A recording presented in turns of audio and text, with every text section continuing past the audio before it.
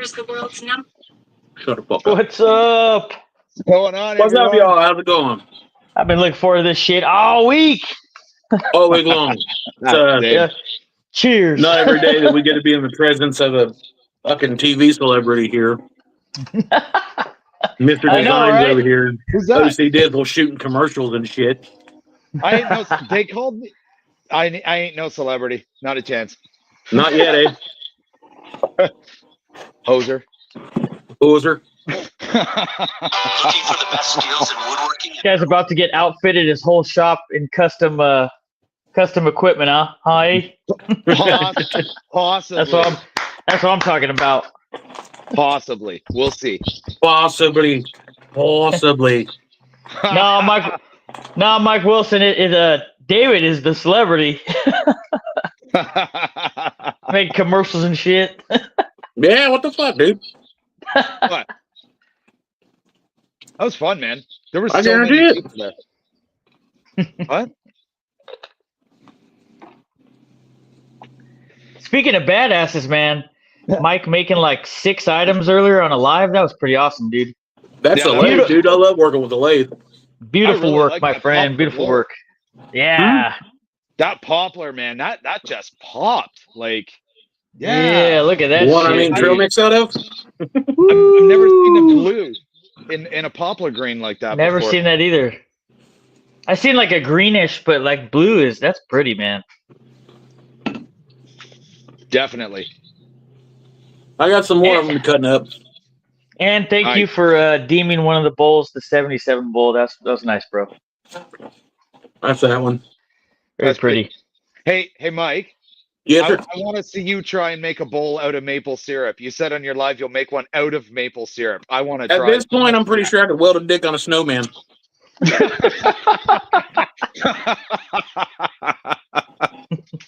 Oh, that's funny. Whoa. Mike Wilson, it's Busy Bee Tools. It's the Canadian equivalent to Grizzly, is basically what it is. I have no idea what I'm getting, but they happen to be looking for a partner right now to push their brand. So I like this one better, I think. Just because you're on top of me. Fucking creep. and people were YouTube broke up.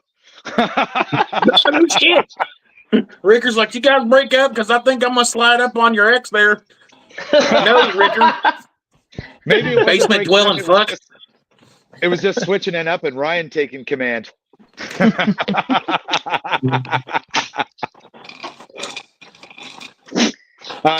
Jeff, a Canadian Grizzly is a Busy Bee tool, if that's what you're talking about, I assume. It's like an Beautiful American tools. grizzly, but politer.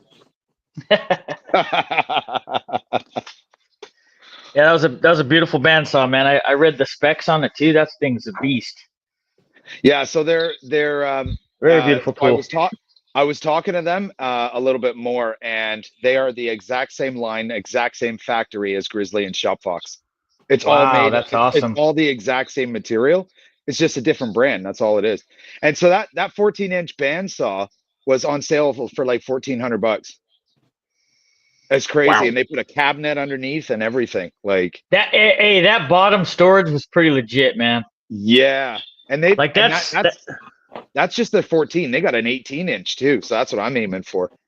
So I will say that's something that Grizzly does not do. I don't think on any of their bandsaws they offer storage on the bottom like that.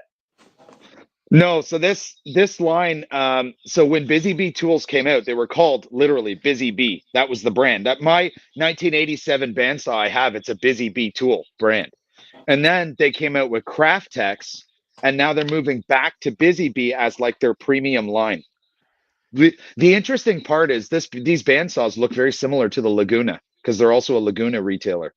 But they look very similar to Laguna. Yeah, they're nice. Yeah. Very nice. I'm pretty excited. Very excited for you, man. That's awesome, dude. It's awesome to see your one of your peers like really succeed. You know, like when I appreciate that. Watching Mike earlier turning on the lathe, man. You're a wizard, bro. It's a beautiful thing. You know. Oh, 100%. Thank you. So that made such a me even more jealous. That I really got to get a lathe. Like, I might not be real pretty with like carving knives, but I can fuck some shit up on a lathe. yeah, you do a beautiful, I've been wonderful fixing my job. fuck up for a while. I do want to get a bigger one so I can do like bigger size bowls. I hope. Yeah. Look forward to that. I look forward to seeing that. What up, mofo? Yeah, I put it in the chat there. Hongdui Tools, they do like custom made stuff. They wanted to send me some chisels to compare to my filigreed Stanleys over here. And then Bad Axe Saws are sending me like a stiletto dovetail. They want me to try it out and everything like that. So those are the two new ones. What's up, Chase? Yeah, that dovetail saws. That thing's nice. It looked like a Cosman one. Mm-hmm. Looks just like it. Like I was like, wow. Yeah, they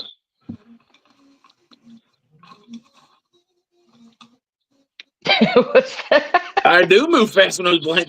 It caught me off guard when I was reading what Jeff said. Yeah, I get the hell out of Dodge when this thing fly off there, bud. I've been knocked out way too many times on my shop floor.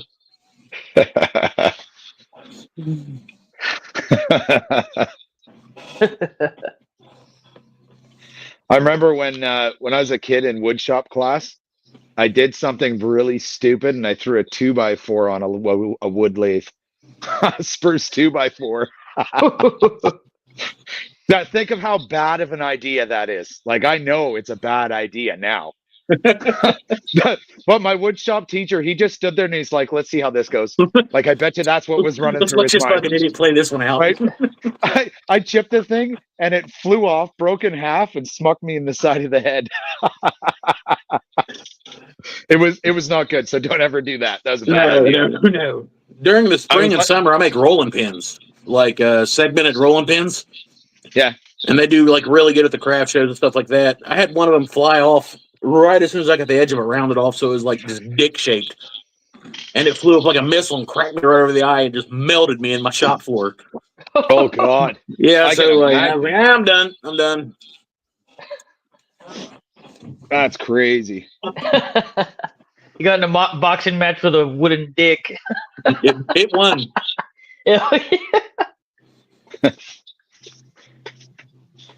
Hey Jeff, this woodshop instructor, he broke every single tool in that woodshop. He probably should not have been a woodshop instructor. I'll be honest. I mean, in woodshop, we made a fiberglass canoe. Now, it was cool making a canoe, don't get me wrong. But in a woodshop, we made a fiberglass canoe. So, just weird. It is kind of weird. Yeah. What's up, But, Boondog? I mean, he pretty much let us build whatever we want. I built my first electric guitar in shop class. How'd the intonation go on that? What's that? How'd the intonation go on that? I nailed the intonation, actually. Hell yeah. Yeah. I didn't make the fretboard. I bought the fretboard.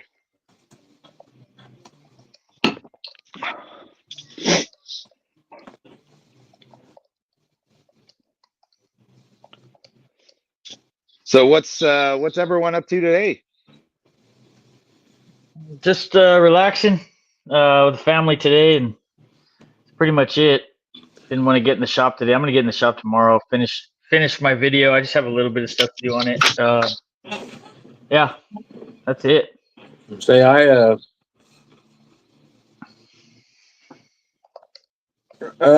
do the. Sorry, I was reading Steve's comment, trying to talk to Steve. Depends on the size. The bigger rolling pins I usually sell for right around 45. The solid piece with the knurled off sides. Shit.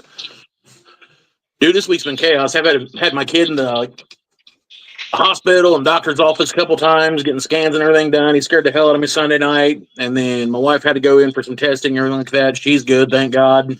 So this is the first time I've actually been in the shop in over a week. And you can relax a little bit. Yeah, I was worried about them, so I Yeah, no kidding. tried to shoot a little bit of lives last night, just couldn't happen. My boy was raising hell. I came out here today and turned some bowls and stuff. Went inside, hung out with them for a little bit before we done this live, and then tomorrow, I don't know if I'm actually going to film a full video or not, but I am going to come out here and probably turn some more stuff and make some boxes because I've got one event coming up relatively soon, and then in July I've got 2 super big events, like 3-day events, and then there's usually one right there in October that I've got a 3-day event, and that'll probably be the only 4 that I do this year. Nice. I'm actually nice. I'm going to be setting up an event at so in our subdivision here we have like a ratepayers association. We all pay into it, but we have because I'm about a third of a kilometer from a lake, and we've got a beachfront and everything on this property, so all residents get to use it. So I'm trying to actually set up something there for everybody around here to do, like, I don't know, a craft show or something. That's cool. I'm doing good, Kat. You doing all right? Yeah, it's nice to have you back, Kat. Yep. Hey, Kat.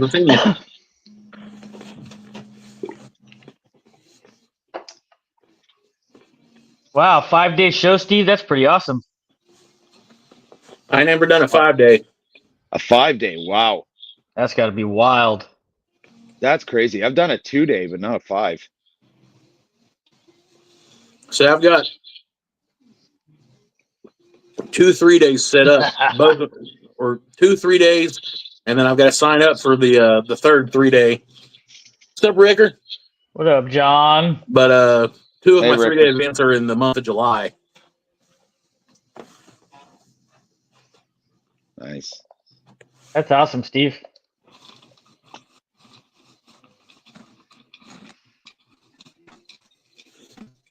Hey, Ricker, did you look it up like I told you, man?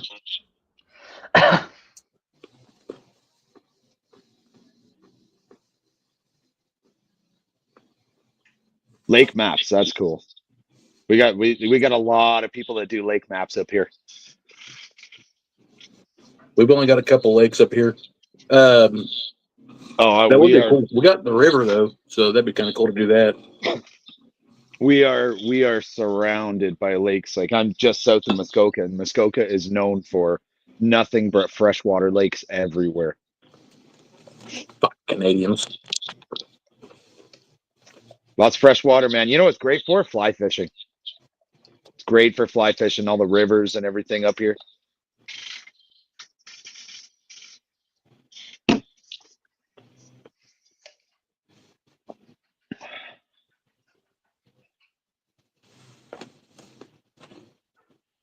Nice, Yeah, Steve. Ryan, that waterfall shelf video took right off, eh? Yeah, it's Flying. yeah, It's still going. still going, That's awesome. still going. It's crazy. 34,000. Damn. And I've been Yeah, you guys know, like last live, I was pretty wrecked. I mean, even Mike was like, "You okay, bro?" That's where I was like, I was like, "Yeah, dude. I'm just that last hour of the live. The last hour of the live. I was like a damn zombie, dude." And I'm still like gaining my wheels back slowly, but it's you know, it's kind of like a never-ending struggle for me. I'm like, I get back, gain my wheels, and then get back, gain my wheels, and then I fade again. You know, so it's kind of how things are. Yeah, man, you work a lot. I do. Yeah. I work. I work too much. I actually wish that I worked a 40-hour week, like, and then had time to, you know, do stuff, because you guys are super busy too, right? But like I would love to just be able to get in the shop and just, like, you know, just not just necessarily film a video or do shit like that, but I'd like to just like try new stuff and just like mess around, you know, like it's.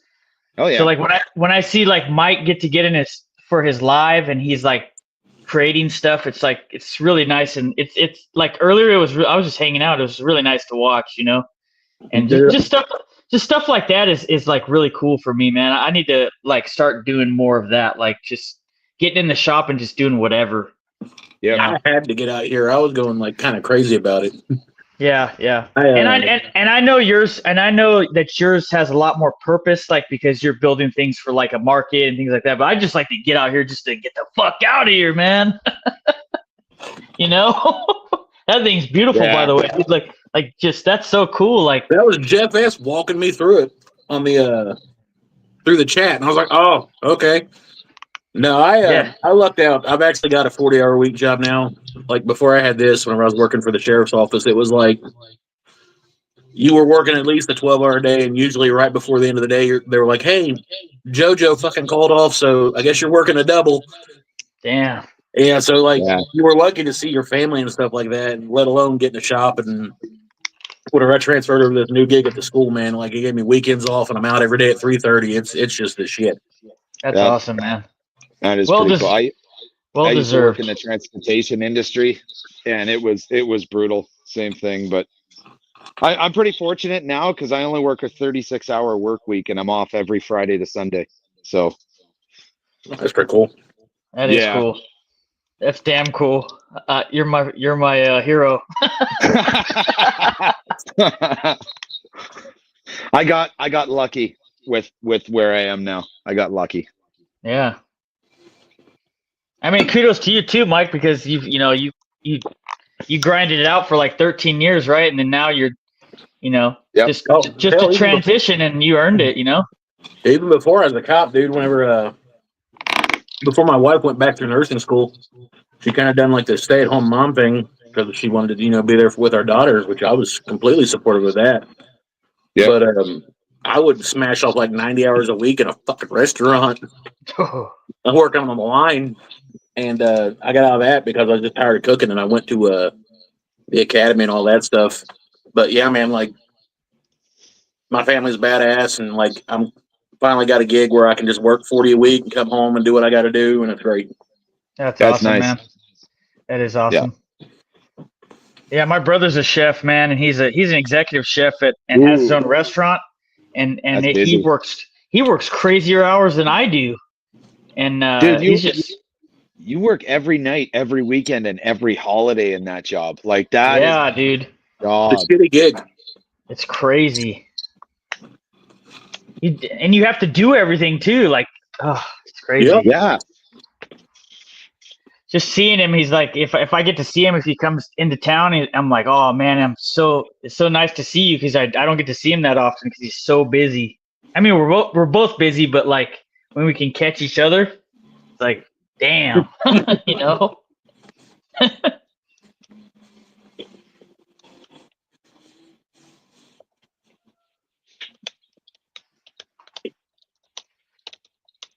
Damn, 3 jobs, Jeff? Holy shit.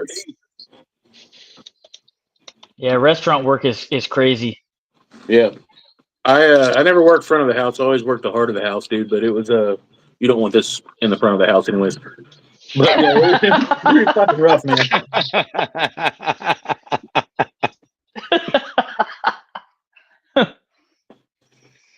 It's funny. I was just talking to my wife about this, telling her like I could never work in a restaurant. I don't think I could ever do it.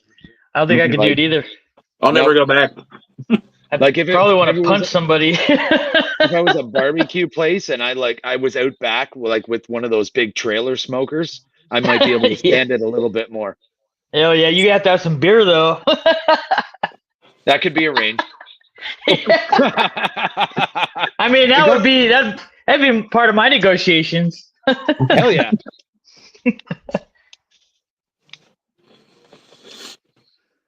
Holy no.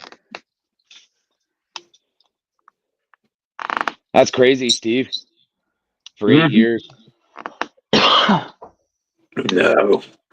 Wow, Steve, crazy man. Yeah, nice part for us. So my wife, she still stay at home because of our son. Mm-hmm. But I can still have a job that works less hours and still have no issue.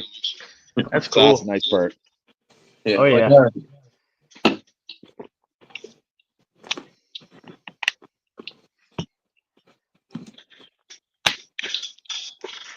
Hell yeah, you do, Chase. You were crazy too, man. And knock out the stuff like that beautiful box last week. That was nice, man. That burrow was legit. You guys see that box Chase built? Oh, God. Mm-hmm. I asked him, I said, hey, man, what do you want for some of that burrow? He's all, just pay shipping. And I was like, oh, God. Oh, God. You done fucked up, boy.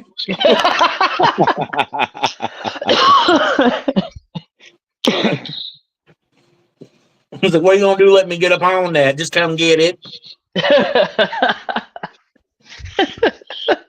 I still want some olive wood. Dude, I tried to shoot a live the other night and carve dovetails on the live. It was the first time I tried to cut dovetails in like 6 months. Oh yeah, I was in there. Yeah. That was the biggest fucking catastrophe ever. Like, I was trying to read the comments and focus on that. It was everything I could do, and I just smashed that thing off the fucking corner of the table. I'm fucking done. I remember. Hey, man, sometimes it just doesn't cooperate. Like, I remember Daniel. I remember Daniel was doing some dovetails on a live, and he was having some time doing it too, man. Oh, dude, like, it's hard. It'd be really hard to do. Oh yeah, the saw functioned great. It was just like my big Shrek-handed ass. Like, I was trying to hold it, and I was like trying to work this, keep an eye on this, read comments, and then you had like people just popping in, shit talking, and I can't just let it be at face value. I had to say something back or like argue with them, and then it just it all went to hell in a handbag. And I was like, I'm fucking done. I'm done. I can't do it. Yeah, I don't blame you. That's why I use a dovetail jig. Nah. I actually like doing them by hand, man. It's fun. Yeah, it is. It's a lot of fun. I do get that. Well, for me, it's just it's finding the time because I try to spend a lot of time with my kids. So yeah. So whenever I get out to the shop, it's like, what can I build in a short period of time? I actually watched this. I forgot maybe I'll put his link up right now, but he's a Japanese woodworker, and he cuts his angles of the dovetail on a table saw, and then he does the rest with hand tools, which is pretty cool. He does a really good job too. I'll share his profile right now. Wow. He's really good. That's cool. Steve, you have a 30-inch burl? That's crazy. I was typing. I was like, what the heck, honey? Wow. I'm telling you. I'm everything I can do not to shave that one off that tree out there. So that's the guy. This guy right here. Letter Noon. Yeah, he's legit, man. He's really good. Nice. So anybody who wants to check out some really cool woodworking, this guy, he's pretty good. I think I've seen him. Lots of hybrid work, lots of machine and then hand tool work. It's pretty satisfying to watch. Yep. Nice mixture. I don't think I could ever call myself like a straight hand tool woodworker. Like, but I'll own that hybrid thing. Like, there's enough hand tool mixed in with the electric stuff that I could do it. Although I do have the new hand powered miter saw all greased up and everything, and she's a beast. I think I'm gonna do a video making a few boxes with it, cutting 45 miters. Hell yeah! Nice. Did you say, Chase, no gaps when you cut your dovetails on a table saw? That's true. If you cut that part of the dovetail with a table saw, then yeah, you wouldn't have to worry about gaps. Yeah. Oh, check this out. I forgot I brought this out here. So when I went to Busy Bee Tools, they started selling this. Check this out. Is that a urine sample? It's wildflower honey. Oh, that's pretty cool. So Busy Bee Tools started selling honey. I opened this up and tried it. It's the best damn honey I've ever tried. Oh, so it's not like a wood finish. It's just like, it's actual honey. It's actual honey. Like the name of the company is Busy Bee, right? Yeah. And then now they come out with honey. It's actually pretty good. It just threw me for a loop. They got wildflower and hot honey. Like, they're delicious. Nice. So right before I was signing into the live here, a guy that I used to work with, he's like, hey, how busy are you in the shack? And I was like, fairly. It's the kickoff for the season. Why? What's up? He's like, I need you to make something. I was like, okay, when you need it by? He's like, tomorrow. And I was like, yeah, it's not gonna happen, bro. He's like, I'm like, what do you need? And he's like, I need a table with a shelf in the middle of it. Oh my God. And I was like, yeah, it's definitely not happening by tomorrow at all, homie. And he's like, could you get it done by like Wednesday? And I was like, I don't think you're understanding exactly what I'm talking about. That takes time. What do you need it for? He's like, I need a table that's 2 foot high, 3 foot wide, with a shelf in the middle of it that I can put an aquarium on. And I was like, what the fuck? Well, at the same time, it just happened to pop up in my marketplace feed. There's a dude in like the next town over that just remodeled a house or works for a construction crew or whatever. He's got a bunch of wood. He's like, you got to come pick it all up. But he's got like 30 feet of butcher block countertop mixed in with it. So I'm like, yeah, I can be there tomorrow probably. Yeah, I think I can squeeze it in there to come pick that up tomorrow. I'll cut that shit into 4-foot sections and burn somebody's initials in the bottom of it and make bank. Yeah, one day for a table build is pretty. It's not doable. Pretty lofty goal for any woodworker. I mean, it's doable, but it's not doable right now. Yeah.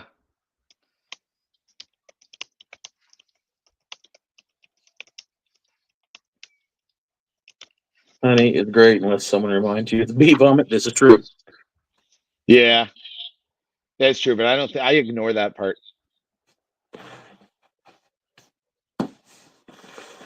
It looks like it's a pretty good quality, like 2-inch butcher block, Chase. So, yeah, I don't give a shit. I'll send you a piece of it.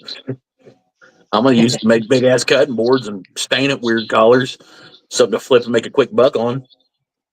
Nice. Maybe do some routed edges on it, drip rails or whatever, and use the laser and monogram the corners of it. I actually got a piece that you just reminded me. I got a piece in my shop of bowling alley lane. There was a guy up here trying to sell a bunch of that, but I have no idea what the hell I would ever do with it. What I have, I think it's 2-inch thick and it's solid maple. Wow. Right, but it's I think it's about 26 inches wide and it's about 6 feet long. The piece I got. Yeah, like it's huge. It's buried in the corner of my shop because it's so heavy. I don't want to move it all the time. I bet you that thing's super heavy. I'll forget about it. Yeah, it's hard maple. Actually, I don't know if you can see it. Let me see if I can turn this thing. But you can kind of see it standing up in the corner at the back there. Yeah. Wow. Okay, that's it, Becker. Yeah, she's huge. Yeah, that's Jeff. One of the things I was actually thinking about, if I could get some of that butcher block and plane it down to where it's flat surfaced, if I could stack it to where the strips are going in different directions to make it about 4 inches thick, I could cut those in blanks and turn some deeper bowls. Like the fruit bowl centerpieces. Because winter sucks. Well, how bad is it when spring starts and it's still snowing? Like it was snowing here the other day. Thank God it didn't stick. Yeah, it's horse shit. It's like this morning on the way. It's horse shit. Well, it is. It's just horse shit. It was snowing and raining on my way down to the tool place this morning. It was stupid. It's horse shit.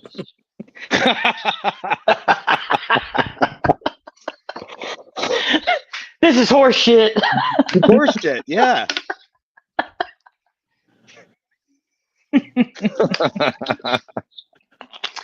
Yes, I have to agree.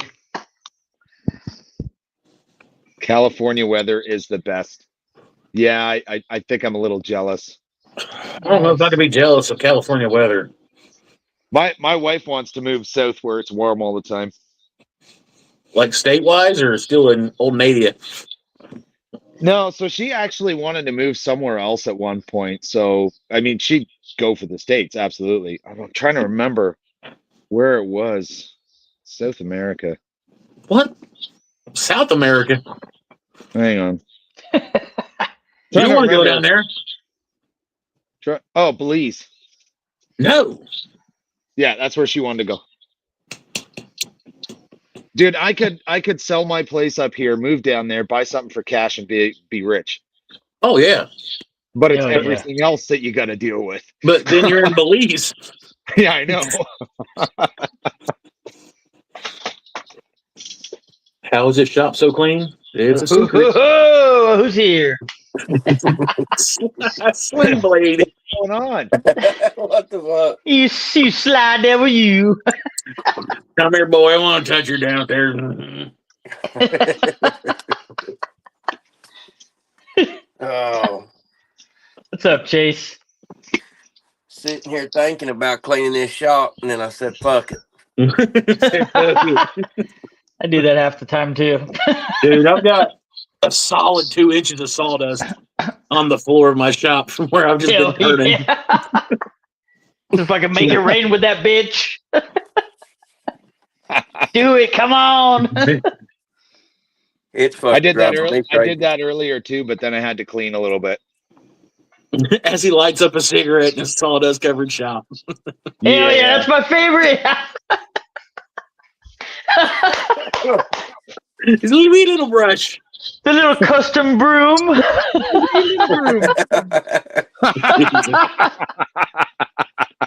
Fucking I will dudes. forever remember that video. You're fucking sweeping with that little broom on your table saw or whatever it was. No. Oh no! I was like, hell yeah, he did a good one here. Celine Dion's greatest hits in the background. Dude, that was AI generated. I don't even know what that was. Oh, you knew what it was. No, I had to find something to line up to me dancing. You don't have to lie, Craig. We gotta like In the background, I had like heavy metal music playing in the background when I was dancing. So I was like, You can't ever dance like that to heavy metal music, sir. You Don't lie to us. absolutely. When I'm in my shop, I can do whatever I want by You myself. can't dance like that to heavy metal music. Your body won't move like that. That was straight up the Canadian Goldies. Celine Dion was there, sir.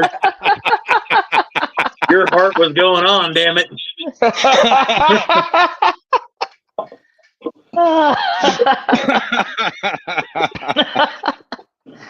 Celine would be proud. I tell you You guys what, got it all- would just about be worth it for me to pay somebody to clean my shop once a week. That's where I'm at with it. Yeah, then you got to worry about them stealing your shit. Oh, I'd sit down here and watch them. Micromanage them. I could see Chase's fucking Craigslist ad. Need someone to come clean my shop while I watch. Man, Hope that's, you don't mind big men, cigarettes, and beer. Chase, you got kids? No, I got grandkids. Ah, get them to come over and clean it. They ain't gonna do shit. I ain't gonna do shit. Tell them you hit a tablet somewhere. Yeah, When I need help, man, I enlist my kids. They call it child labor. I call it I don't know, tax, whatever. You live here. Yeah. I think that's why I hate it so bad, because whenever I was little, I was in the shop with my dad, and that's what my job was to clean the shop. And now, like, if this was a full-time ran-on legit business, if OSHA was to come in here, not only would they shut me down, they'd probably send me to prison for how fucked up my shop is. Jesus. Mine was the opposite. My old man's shop, you could never find anything. It was always filthy. It was brutal, and that's probably why I try to keep my shop clean now. Exact opposite. Dude, I'm telling you right now, if OSHA came near my shop, they wouldn't report anybody. They'd start pouring out kerosene and lighting road flares. Like, smite this shit from the earth.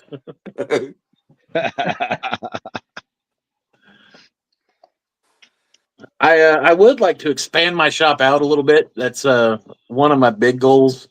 I don't know if we're going to get there or not, but that's kind of like the big goal. Hey man, we already talked about having a building party down at your place. I'm all for it, dude. That'd be badass, dude. That would be cool. Just everybody stack up, watch the dog shit.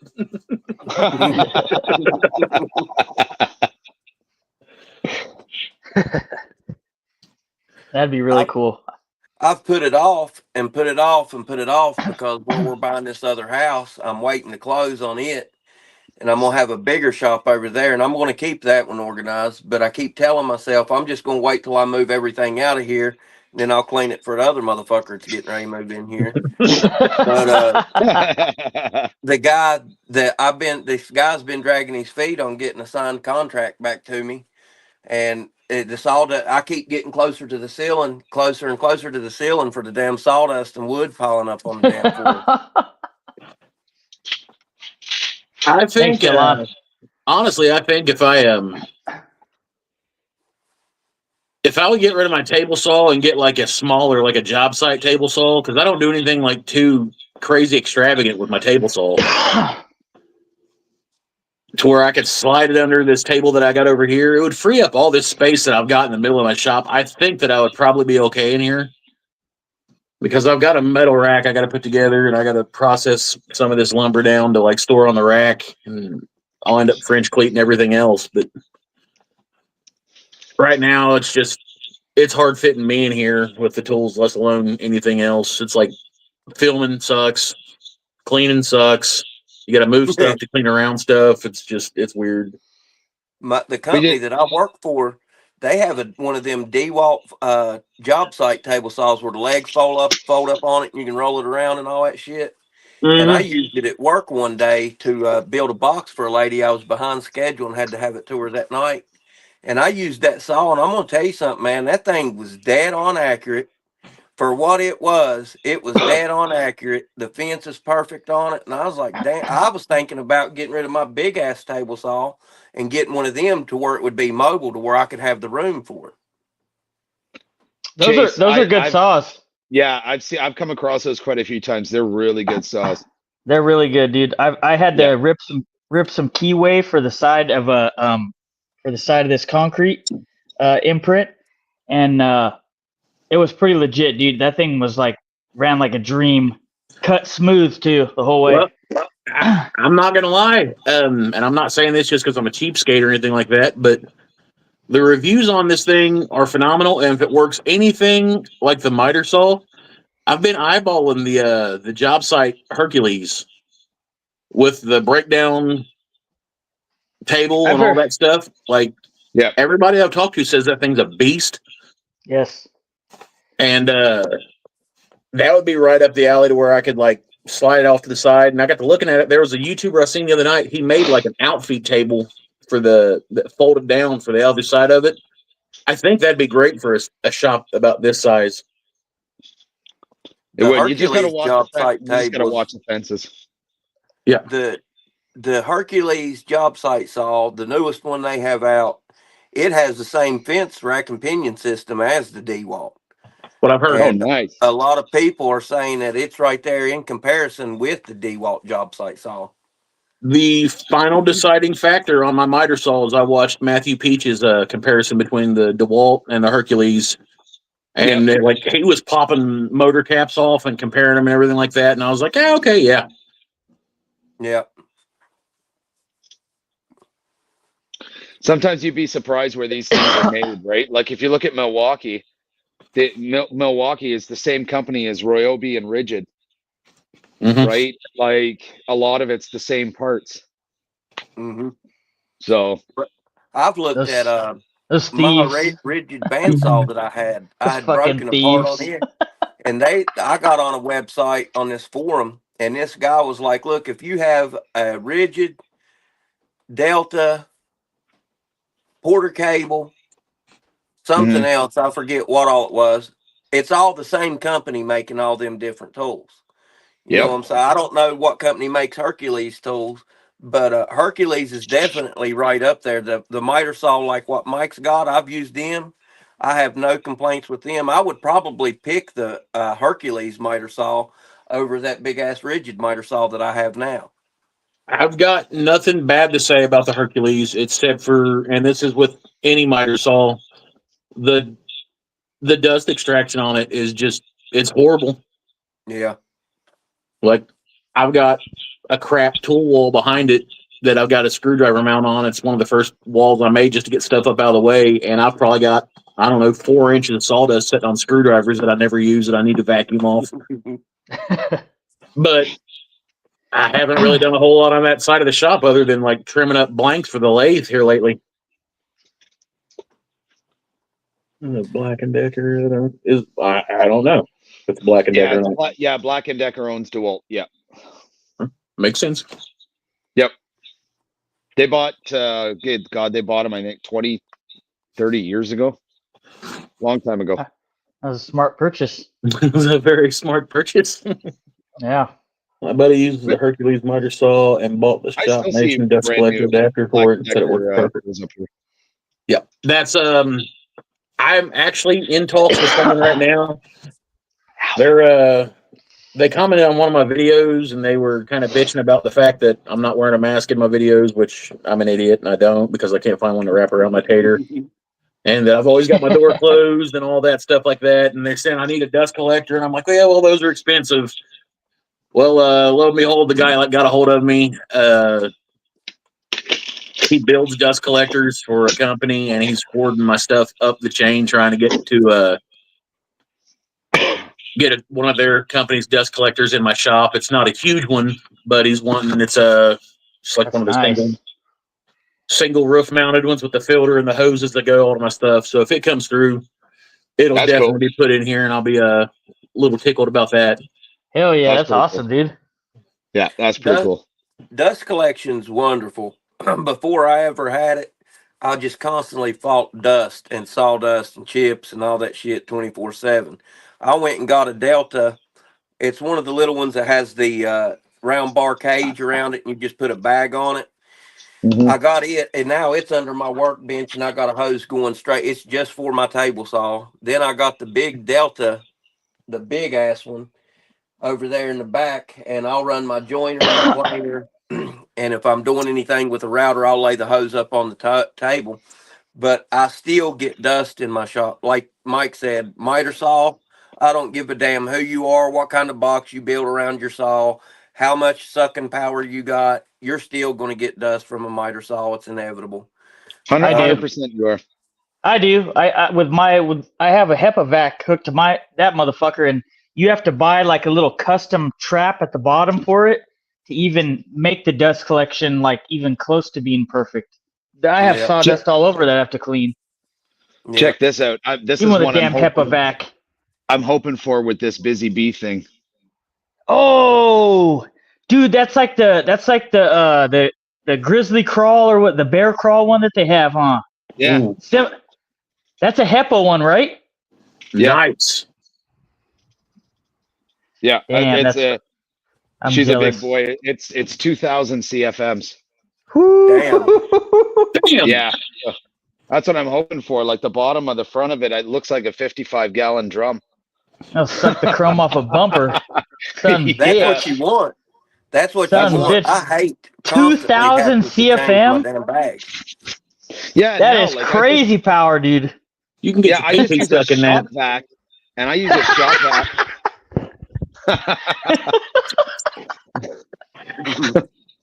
I just move a shop vac around from tool to tool, and it's a pain in the ass. So now on my miter saw, I said, fuck it. I let it fall out the bottom, then I'll vacuum it up after. Right? Chase, I've got the rigid, the big rigid hybrid saw too, the 4520. That's what I got.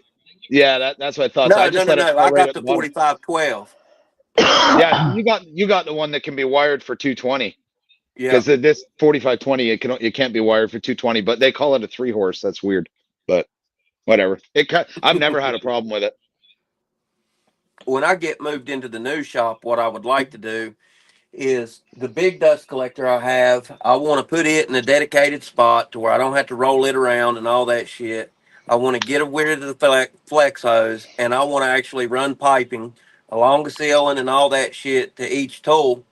But what my biggest problem is like right now, I'm so behind schedule right now with everything that I got to build and get out of the shop for these customers that whenever I'm down here and I'm trying to make 4 of the same thing, I won't take the time to stop and take the bag out from underneath the dust collector, put the sawdust in a damn trash can, whatever. I'll tell myself I'll let it hit the floor. I'll clean it up after I build this, and then I end up Yep. with this much fucking sawdust on the floor. I keep telling myself that the sawdust is insulation.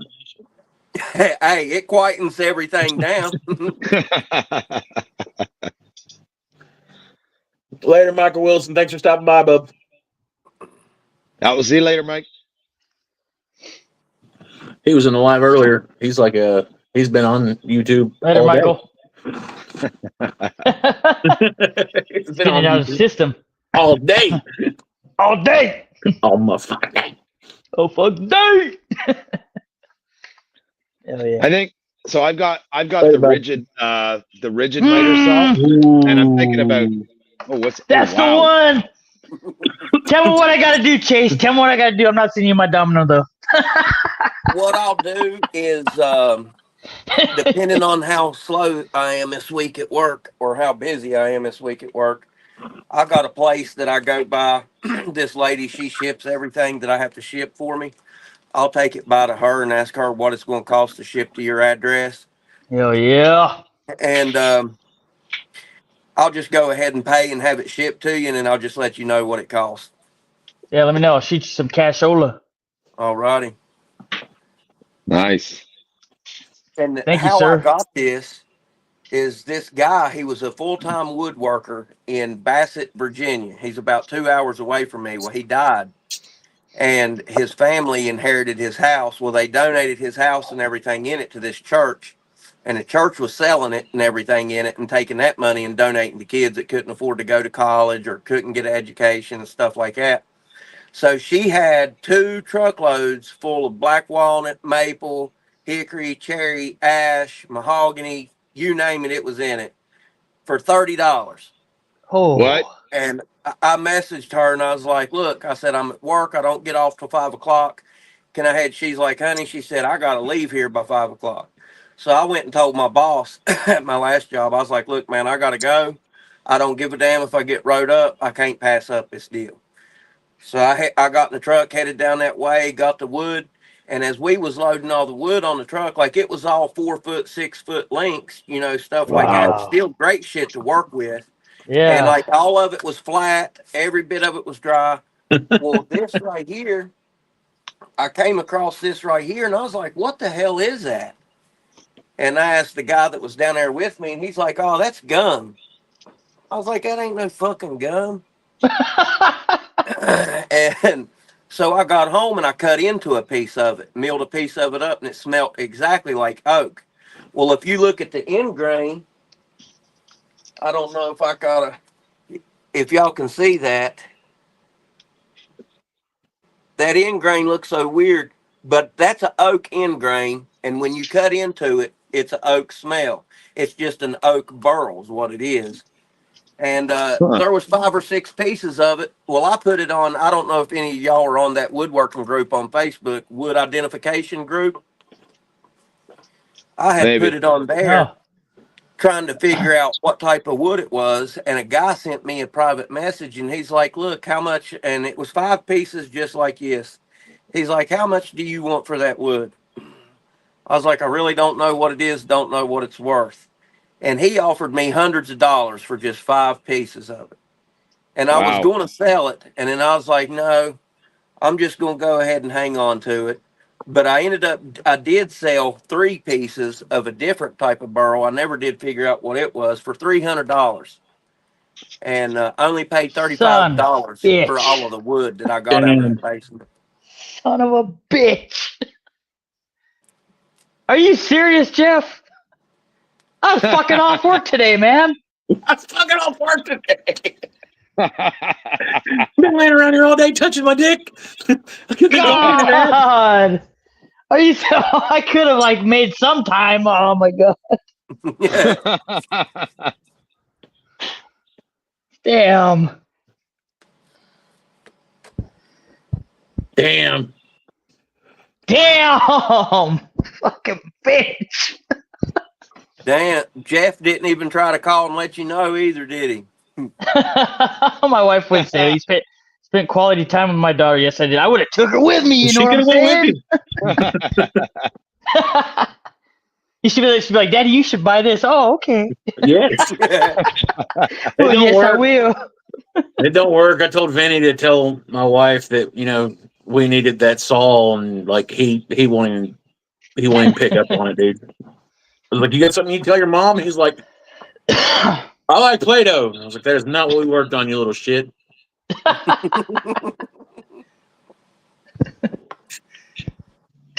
I sold my bandsaw, and I've watched the reviews on the new Bauer 14-inch bandsaw. That's the one I'm talking about. And I swear to God, man, from what I have seen out of them, I don't use a bandsaw. The only thing I really use a bandsaw for is resaw. That's all I want a bandsaw for. And I'm thinking very seriously about buying that Bauer 14-inch bandsaw, man. I just want something big enough that I can resaw this walnut and stuff with. Just It so I looks can. like a nice bandsaw. It's well built. Yeah. The way the way that I try to convince myself to get something is, of course, I want to buy a tool that's going to last me as long as it possibly can. If I can buy something today and have it 10 years from now, then it's paid for itself. Yeah. But if I go spend $400 or $500 on that Bauer bandsaw, just say, for instance, which now 90% of everything I build in this shop is for sale. It's all stuff that's custom ordered. If I buy that Bauer bandsaw for $400, $500, whatever it is, and if I do 2 or 3 jobs, and off of them 2 or 3 jobs, I make that money back out of them 2 or 3, and in 6 months it blows up, then the way I'm looking at it, I got my money's worth out of it. That's the way I have to keep from breaking my heart when something fucks up. Yeah. That's fair. Well, I'll take it. Nah, like I've got a little Craftsman, like benchtop bandsaw. You can't resaw shit with it. Like I tried to resaw like thin poplar with it, and it was like just gasping for air like a prison sex scene. And I was like, yeah, I'm done. I've got to break out one of these things if I want to resaw wood, and it's just a pain in the ass. Yeah, I had the rigid 1400 or 1401, whatever the hell it was, and it was great. And I sold it because I didn't use the bandsaw that much. And then when I bought the joiner that I have now, the guy had the same rigid bandsaw down there for sale, and I got it for like $120, $150, something like that. And I bought it back, brung it home. Somebody had balanced the wheels on it, put polyurethane tires on it. He gave me the 6-inch riser block to go, the kit to go with it, to get more height out of it. I hadn't put it on. And a guy had came by here one day to buy some wood off of me, and he seen it, and he's like, what do you want for that bandsaw? I was like, I don't know, shoot me a number. He said, I'll give you $300 for it. I was like, you need help loading it? And so I sold it to him, but it's not something that I use all the time, but twice now I've sold my bandsaw, and I can continuously kick myself in the ass for it. I really like them for resaw. That's all I really use. I've got a 10-inch that I bought, and I thought it'd be pretty good, but it's only got like a 3.5-inch height. It doesn't do anything for resaw. And then I got given an 18-inch, an old one that I had to fix up a little bit, right? And oh my God, that thing's been a freaking beast. Like it just cuts through anything, 3 horsepower and whatnot. So wow, damn. 3 horsepower, son of a bitch. Yeah, dude. yeah. So it's 3 horse. It's 3 horse, but it's wired at 110, so it ain't 3 horse. It's maybe 1.5, right? But if I could convert it over to 220, but I'll just go for the new one from Busy Bee. Just go for the new one from Busy Bee. Yeah. Busy Bee sponsor me.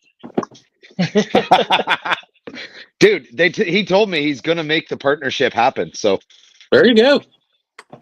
Congrats, cool. man. I'm down. That's Congrats. awesome. Well, you tell him everything that you get for your shop, you got to have one of everything for every one of your friends.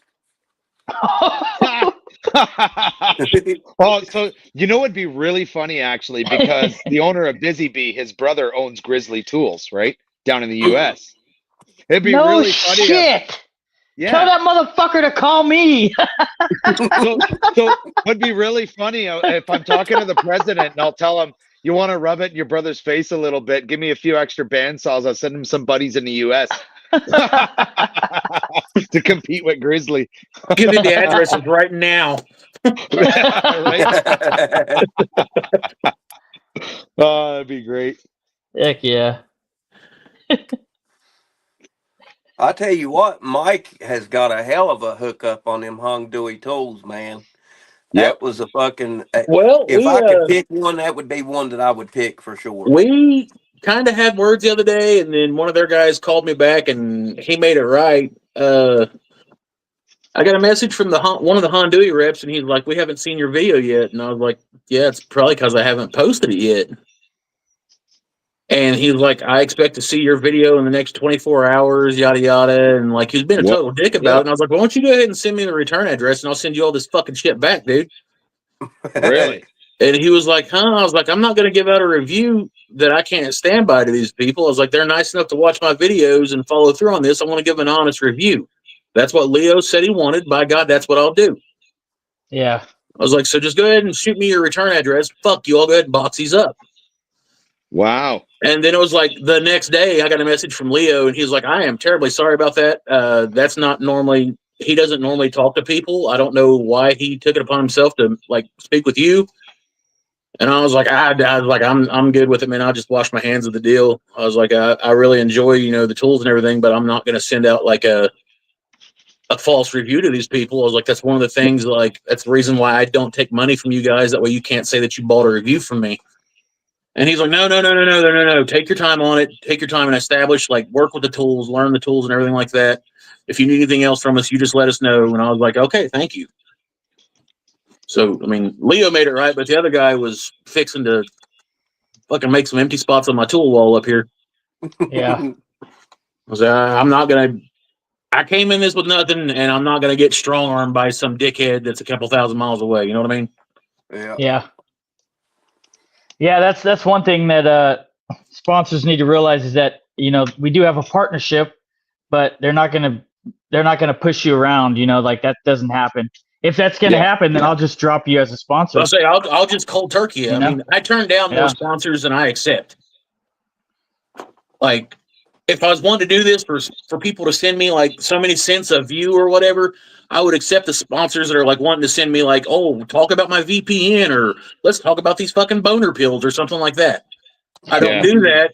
I talk about tools and I review tools because almost everyone that's in here uses tools and would like to know about these tools. Yeah, you got to keep it relevant. Right? Yeah, I just refuse to, like, we all use this stuff.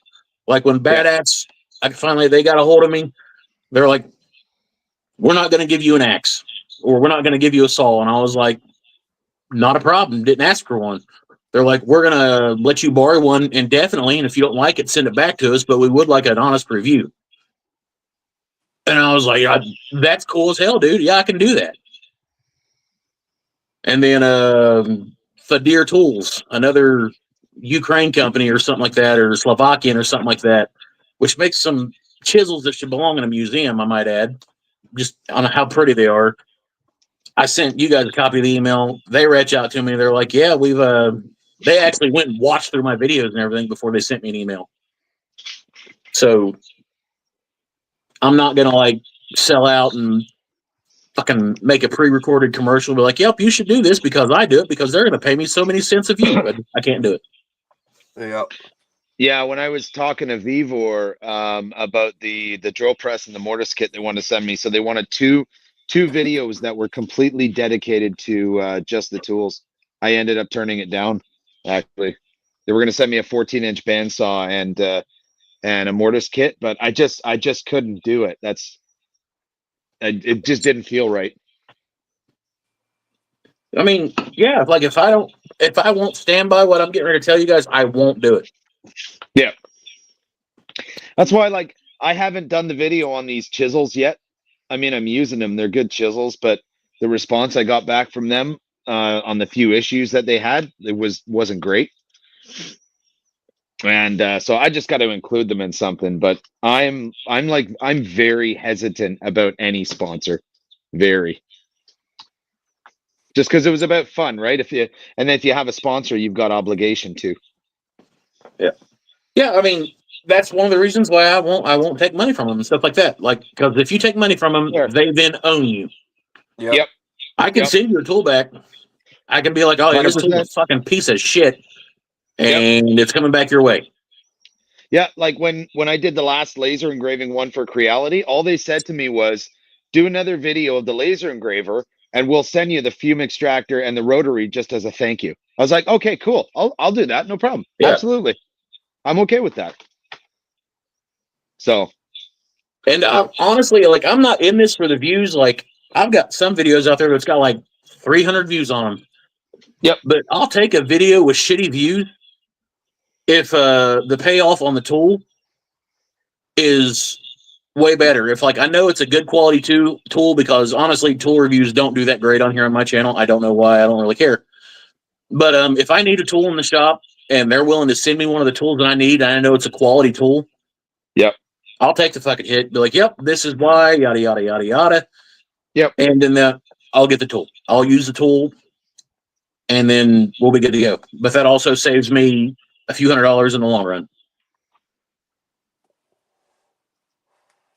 I just want a Festool domino.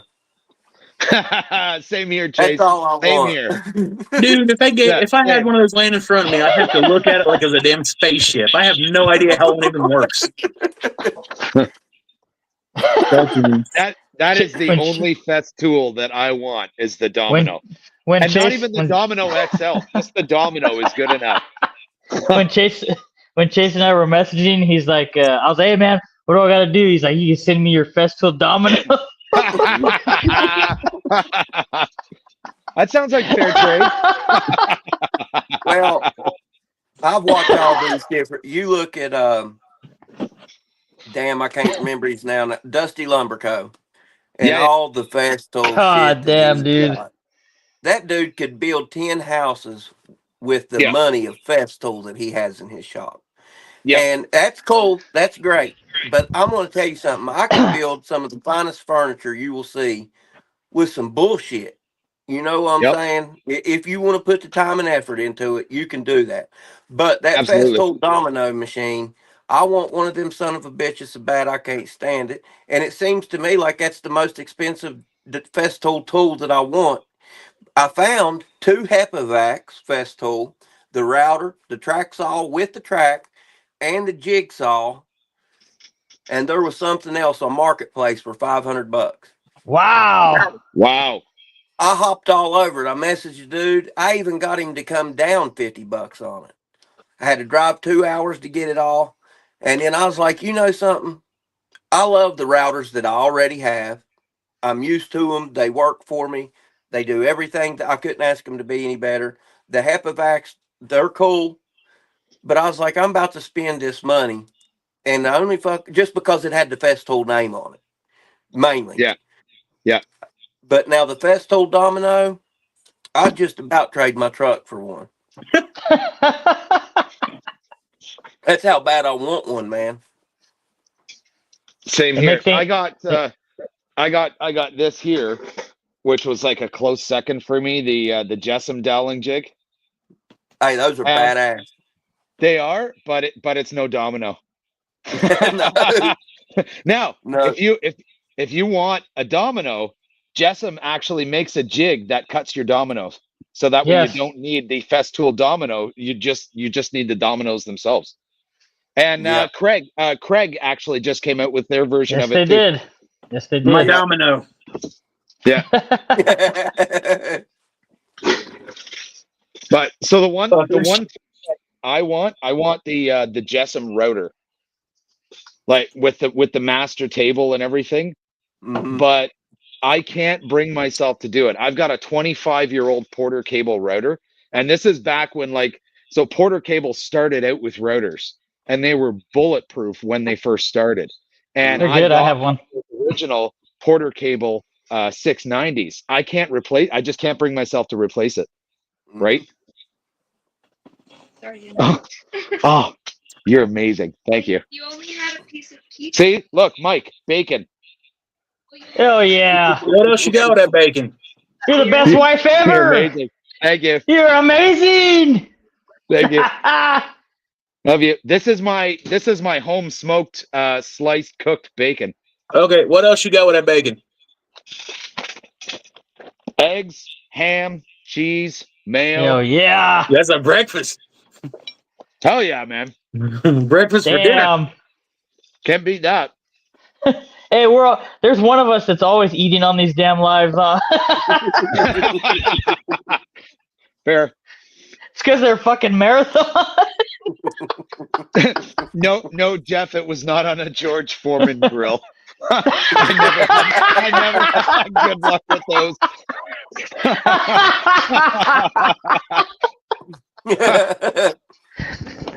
Let me tell you about one of these. Yeah, marathon damn live streams. I walked out of the house. My wife was like, "I'll see you at midnight." And I was like, No, you won't. Not at midnight. So last time it was like, what, 3-4 hours? Yeah, dude, that was a long one, dude. I was like, oh, Brian shit. was looking like a damn zombie, just had the fucking fentanyl wing. The Festool Rotex sander is a good tool to have too. From what I've seen about it, I would like to have one of them as well. I want either the Bosch or the DeWalt, because I know they both make one. Yep. It's the barrel grip jigsaw. Yep. Dude, I want one of those so bad. The Bosch one's really good. Like, I hate my jigsaw it's a rebuild, obviously, but I just want it's a Black & Decker rebuild, so it's old as shit, okay? So I want one of those barrel grip jigsaws. Like, I don't care if it's battery powered or not. I'm close enough to plug-ins all over this damn shop. I'll run a cord, but I just want that barrel grip where it gets me down close enough to it. Yeah. That's what your boy needs. The barrel grip. When I bought my DeWalt jigsaw, what's up, Barndo? they had the barrel grip. My buddy told me, he's like, this is the one you want right here. And I kept looking at it, and I started to buy it. Well, I bought the one that I have, and I love it, don't get me wrong, but the barrel grip, I wished I would have spent the money and got it instead. So you gotta check this out. I don't know if What's you've up, Daniel? seen this before. So this is the rigid multi-tool. Uh-huh. Right, so you can take the ends off, but the cool part about this is it's the barrel grip jigsaw. That's pretty cool. Why can't I find one of those in a pawn shop? Hell yeah. This thing's badass. Yeah, that's cool. I could probably work with that. It's got that lower axis. I could do something with that. Yeah, I love it. Yeah, you can definitely do curves a whole lot better. Oh, absolutely. I don't like on a regular jigsaw how it's like shaped like an iron or whatever. Like if you go to do turns, like it's just your body's natural, the physics of your body. You want to lean your arm into that curve. That's why your shit's never square. It's always got an angle, and it can't. I don't like that. That's harder with these ones. Yes, exactly. Yeah. Yeah. So I've got this flaming box elder slab over here and some walnut. I'm going to mill them up, and I'm wanting to do kind of like, I believe it was actually Ryan done on his wine box where he cut the wave through it, stacked it and cut the wave through. I done a cutting board like that last year, like a charcuterie board. And like, as I was unloading it from the truck to put it on the table, a guy's like, $50 right now. And I was like, dude, I haven't even unloaded it. He's like, I don't even want an engraving. I just want it. The wood's crazy looking. And it was only like that big. So I need something like that so I can do like the waves and all that stuff. Yeah. And if I could do the waves like that, I could also do bowl blanks and stack them up segmented. So whenever I do stuff like this, I could have those crazy differentiating patterns and stuff like that. Oh, that'd be really cool. You know what just made this sandwich better? I just realized it's sriracha mayo. I swear to God, if I didn't know better, I'd swear you were out back smoking Kind Buds before you came to the slide stream.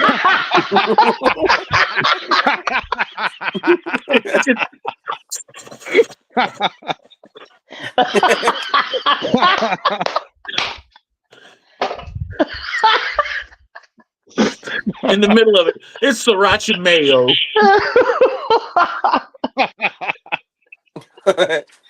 This fool hit him with a bomb. Damn, man, that was about to make me cry. You pulled the laugh strings on that one. So I'm getting close to the 2,500 mark, and God damn.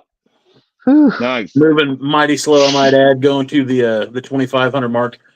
I think whenever I hit 2,500, because I've been watching Daniel's live streams the past couple nights. Son of a bitch.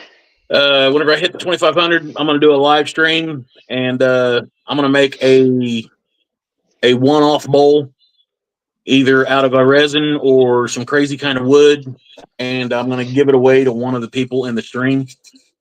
I don't know, but I'll put a poll up on the page here.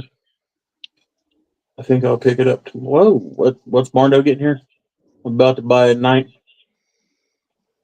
Barndo boy. I'm about to buy a 1967 Evinrude boat motor to fix up a rivet. There you go, Barndo. You gonna do some boating? Cool. That's cool. There you go. Tear it up, man. I thought about doing a giveaway on that box that I built for that for DeLand's challenge build, whatever, key holder box. I was going to do a giveaway on that box, a 500 subscriber giveaway. But that'll probably be like 4 years from now. No way. How many subscribers you got? I think 160 or so. I ain't checked it in a couple weeks. 160 some. But I haven't put out no build videos. I put out one. I started recording another one today, and I'm just going to start pumping out videos. Yes, take your time. I'm at like 2420 or something like that. Like, I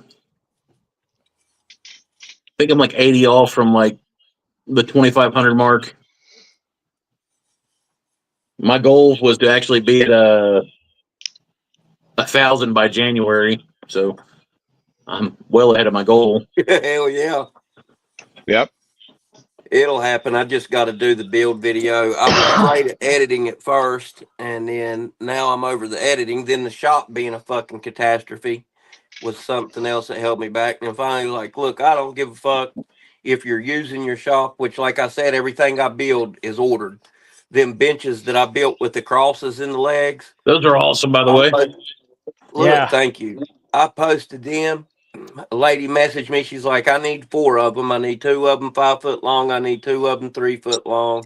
My friend wants 2 of them 4 foot long. And I'm like, fuck yeah.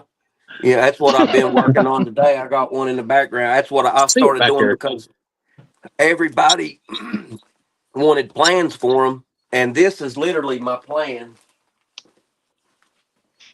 Is I just wrote it down on a block of wood. Send me a picture of that. So what I did in the video, since everybody wanted a set of plans for them, is I just, in the video, I'm doing a detailed build of it to where it's got every measurement, every angle, everything. But it's just, man, don't get me wrong. I'm grateful as hell for the orders that come into my shop. I love it. It keeps me in the shop. It keeps me grinding. But at the same time, I'll take them on because I'm thinking of the money I'm making. And then whenever I get down here building this shit in real time, it's like, fuck, man, I need about another 40 hours in this fucking week that I'm already down here for 40 hours. And it'll burn you out, man. It gets real old real fast. Oh, yeah. Like,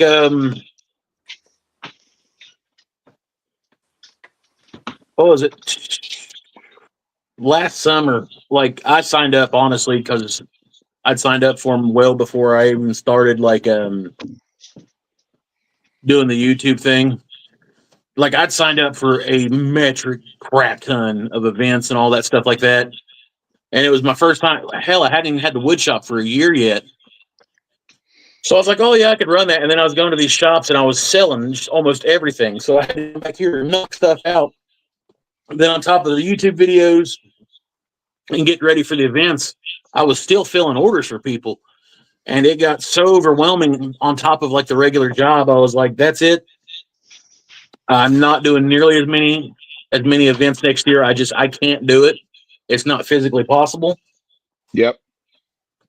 So I think this year I'm only going to do like maybe 4 or 5 bigger events. Anything that's in my hometown, of course, I'm going to do it because it's where I came from. But there's a couple bigger ones. Like we got invited to a private event. Me and my wife just set up a booth. I'll do that one. It's like a 3-day event. And then there's like a big one we always do in the fall, and that's usually our last event of the year. Mm-hmm. And I'm not going to do any like cold weather events and all that stuff. I'm just not into that. But I'm not going to go overboard with it this year. I'm going to focus on just those 4 shows and then filling orders and getting the videos out. Yeah. Because the orders are still coming in. So I'll jump on those. And what I've realized, they're always going to come in. If you take a 2-month break and don't build shit, don't post shit, don't sell shit, as soon as you make something and post a picture of it, bam, they're going to be messaging you back again. And you'll hear people say, man, there just ain't no money in that shit. There ain't no bullshit. The hell? I'm going to tell you something. When you make one quality product and you post it, and that's the key, is pushing it. If you can get it out there to where everybody's eyes is on it, everybody and their brother is going to hit you up. And then anybody that buys something off of you is going to talk. Every family member they have, they're going to show it to them. And then it just goes on and on and on and on and on. I never dreamed that I would have the workload that I have in a personal shop in the bottom of my house. I'm grateful for it. But when I get done what I have to go out right now, I'm taking a break, getting ready for the move. I'm going to set my shop up there. I'm going to do the French cleat system like y'all have. I'm going to organize everything. I'm going to lay it out right. And then I will never get as busy as I am now because I've lost that hobby part of it to where I can just go down in the shop and dick around and create something out of my own mind instead of something that somebody's ordered. So Chase, that's where I'm at right now. Like I'm not doing as many orders anymore. And I mean, let's be honest, in Canada, nobody can afford shit anyway.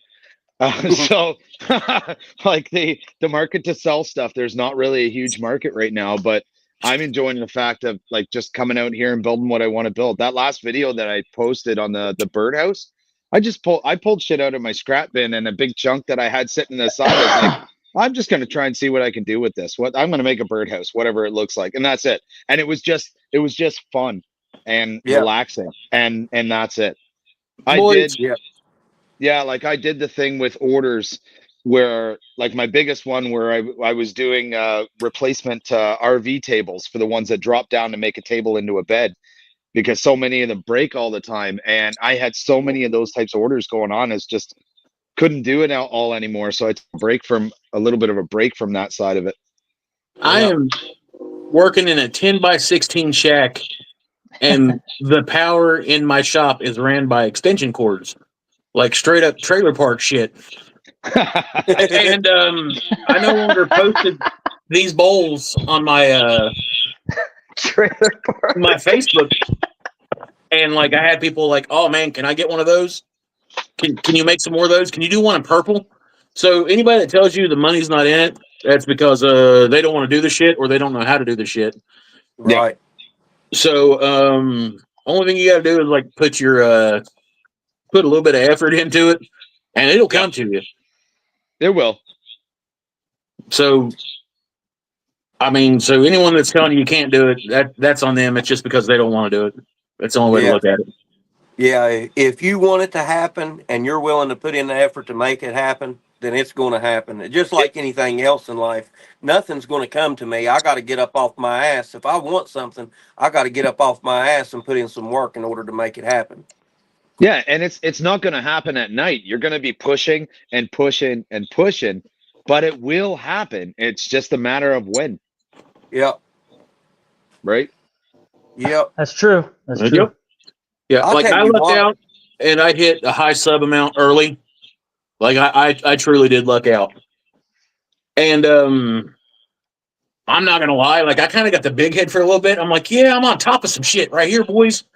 And then like the new wore off, and I'm like, fuck, I got 3 subs last week. Hope I can get 5 next week. Getting from like that 1,500 to that 2,000. Oh my God! It seemed like it took almost a year. It really only took like maybe a month or two, but where I went from 0 subs to 1,000 in less than like 3 months. Yeah. Going from 1,000 to 5 or 1,500, I was like, I'm never going to hit the 1,500 mark. And now it's like it's going slow, getting to the 2,500, and I'm at the point where like, you know what, hell with it. I'm gonna do what I want to do. I'm gonna make time for everything else, and I'll get there when I get there. Like the check that YouTube sends me for the views, like that's cool. Like it comes in handy every once in a while, but I'm still selling stuff out of my shop. I'm still signing up for events. Like there's still people that come to me directly to get orders and stuff like that. And that's just the way I'm going to do it. And to answer your question, Jeff, is getting subs addicting? Yes, it can very well be addicting. It is at first. Yeah. You're like, oh man, I hope they're watching. I hope they're watching. Yep. So if I can mention something about that, don't get discouraged if they're not. Yeah. Don't, because it is so easy to open that YouTube studio and go, oh my God, this sucks. Why am I even doing it? It's so easy to do that. You don't want to do that. You just got to let it go. Sometimes I'll go for a week without checking it. I'll post a video and just let it go. Check eventually. Well, think about it. How many times have you like rolled through YouTube, found a really cool video, and didn't even bother to hit the sub list or like it? Oh, I have. Everybody does it. Everyone's done that. Yep, 100%. Well, I'll tell you something that kept me from getting discouraged is, which, like I said, I've only got one actual build video up, and it ain't worth a fuck. But I went back. If you go back to John Malecki's first YouTube videos, to where he didn't have the shop that he's got now, he didn't have nobody working for him. It was him with a cell phone on a stand, no microphone, him just building shit and trying to explain how to build it. Yeah. I thought about that the other night, and I was like, you know something? He is no damn different than me or anybody else when they just started out. And it'll come like just with like woodworking, with your skills getting better and your projects becoming better, and then people want to buy your shit. It all comes in times. I just got to put forth the effort to get there. Honestly, that's what it breaks down to. I say that's exactly what it breaks down to. Like, I honestly had it in my head that whenever I popped 1,000 subs, I was like, I've made it. And then it was like, all right, let's get to 1,500 now. That's the next goal. Like, there was no party. There was no nothing cool. Like, YouTube didn't send me a plaque. I'm not one of the big guys or anything like that. I look around and, like, there's hundreds of other people that's got it. But, like, whenever you look at the statistics of it, the average YouTube video, it doesn't break 1,000 views. The average YouTuber doesn't have over 1,000 subs. Yep. That's why they set the monetization mark at 1,000. Yep. Yeah. So, but it's the 1,000 isn't the thing. The 4,000 watch hours is the thing that I think that is the hurdle for a lot of people. That's what gets a lot of people. I've seen people that have like seriously like 15,000 subs, but they don't have the watch hours because they stop and then they're like, you know, pick up at the next year. You know, it's just, you just gotta, you gotta keep going, man. I didn't think I was gonna hit 1,000, and I was like, man, dude, like this feels like it's taking a long time, and I don't know if my stuff's gaining steam. And then something in my head told me like, just keep doing it, keep going, and it happened. And I was like, man, this is crazy, dude. Like how your mind can play tricks on you, and you just gotta like keep going. And it's nice that the community helps you, and they're encouraging. That's kind of what helped me out, you know. Oh, 100%. If it wouldn't have been for the community, I'd probably dipped out a long time ago. Me too, dude. Seriously, like at that point, I thought about it. I was like, you know what? I'm going to do like 3 or 4 more videos. And then this is kind of just going to be like mainly just for fun. I'm just going to do it here and there and like pop in. And I can do a live on Facebook if I want to. Yeah. I don't have to go through the trouble of editing and all this shit. Yeah. Like I did a live, I did an Instagram live, and I was putting, I was working on my cabinets, and I went live on Instagram. I was like, I'm going to go live on Instagram because I don't think I'm ready to go live on YouTube yet. And I was hanging out for like 2 hours, and it was cool. People were popping in, and I was just working. It was fun. Yeah, it's cool. It's cool stuff, man. Like, Well, and the hours on the videos, like they're really a big thing too. Like my birdhouse video, it's not great for views or whatnot right now, but my watch hours are skyrocketed. They're double what the average is, right? And it's a lot of the hours that help to push it out too. But it's not always going to get pushed out. Just like my plan when I started my channel, because I'm not even 12 months yet, right? I plan to hit 1,000 subs in 12 months because that's what I always heard was the game. And like few things here and there, I just kept doing it and doing it and doing it. And I mean, I'm not quite 12 months yet, and I'm sitting just over 7,500. Like, Yeah, right? you're killing Like, it, dude. Yeah, and I'm not even 12 months yet. I never planned for it to get that high. I never thought it would ever. Yeah. I started in, I think September was when I started.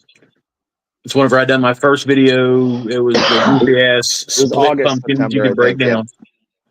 And like fuck. The next video that I released, I was like, I'd like to thank everyone for their support. I got 12 subscribers for that and like 45 views. You guys are awesome, yada yada. And like I just pulled over to like my analytics in my studio on here, and like in the past 28 days, I've got like 240 some subscribers, and I'm sitting at 2,435 subscribers right now. My live today was 6.9 thousand views. Like, Was it really? Yeah, dude. I would Dude, never imagine that shit, wow. dude. You had I like remember, you like, you when had I like was in there- 75 in there. Yeah, And it when was I like was in there, you had consistent. like 70, 80 Yeah, I had people. like 75 consistent, peak concurrent views, 75. And like my average view duration was like 26 minutes. Yes. It wasn't like 26 seconds, it's 26 fucking minutes. Yeah. Not like people were just like flipping through their lives and checking shit out. They were actually watching what I was doing. So like the subs will come when they come, I guess. I don't know. I can't argue with stuff like that. I mean, the numbers are there. Like my old videos are still getting views. Like Yeah. see if I can go here.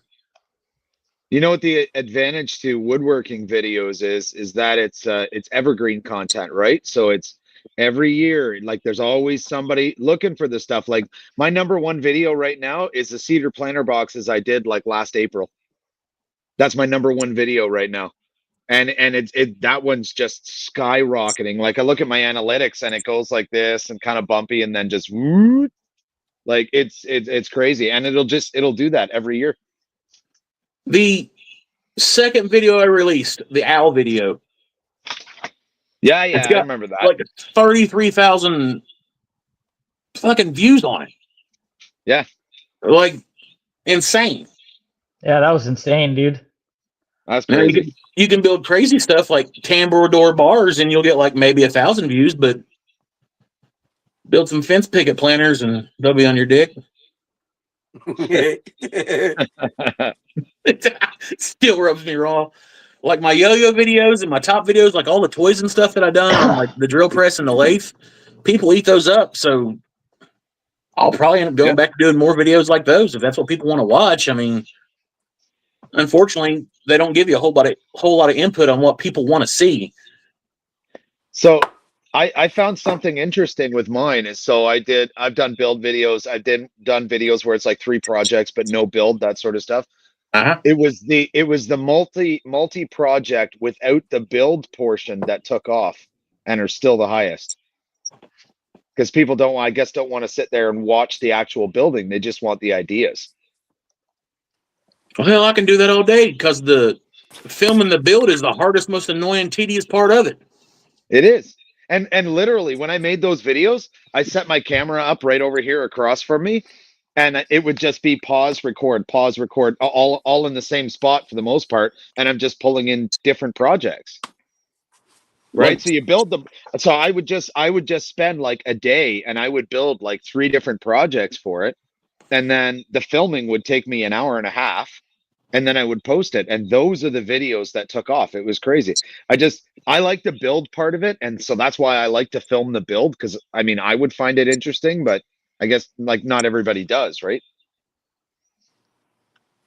I get it. Like, I mean, Yeah. I guess I can get behind it. I'm trying to read some of these comments here so people don't think that I'm just like ignoring them.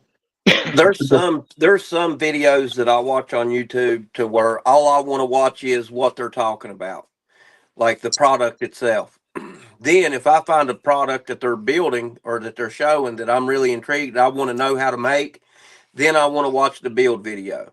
Because 9 times out of 10, if I try to replicate their build, I'm not going to do it exactly the way they did. I'm going to change it up, but I want to know exactly how they done it so that I've got something to go off of, which a lot of times, a lot of my customers will just send me a picture.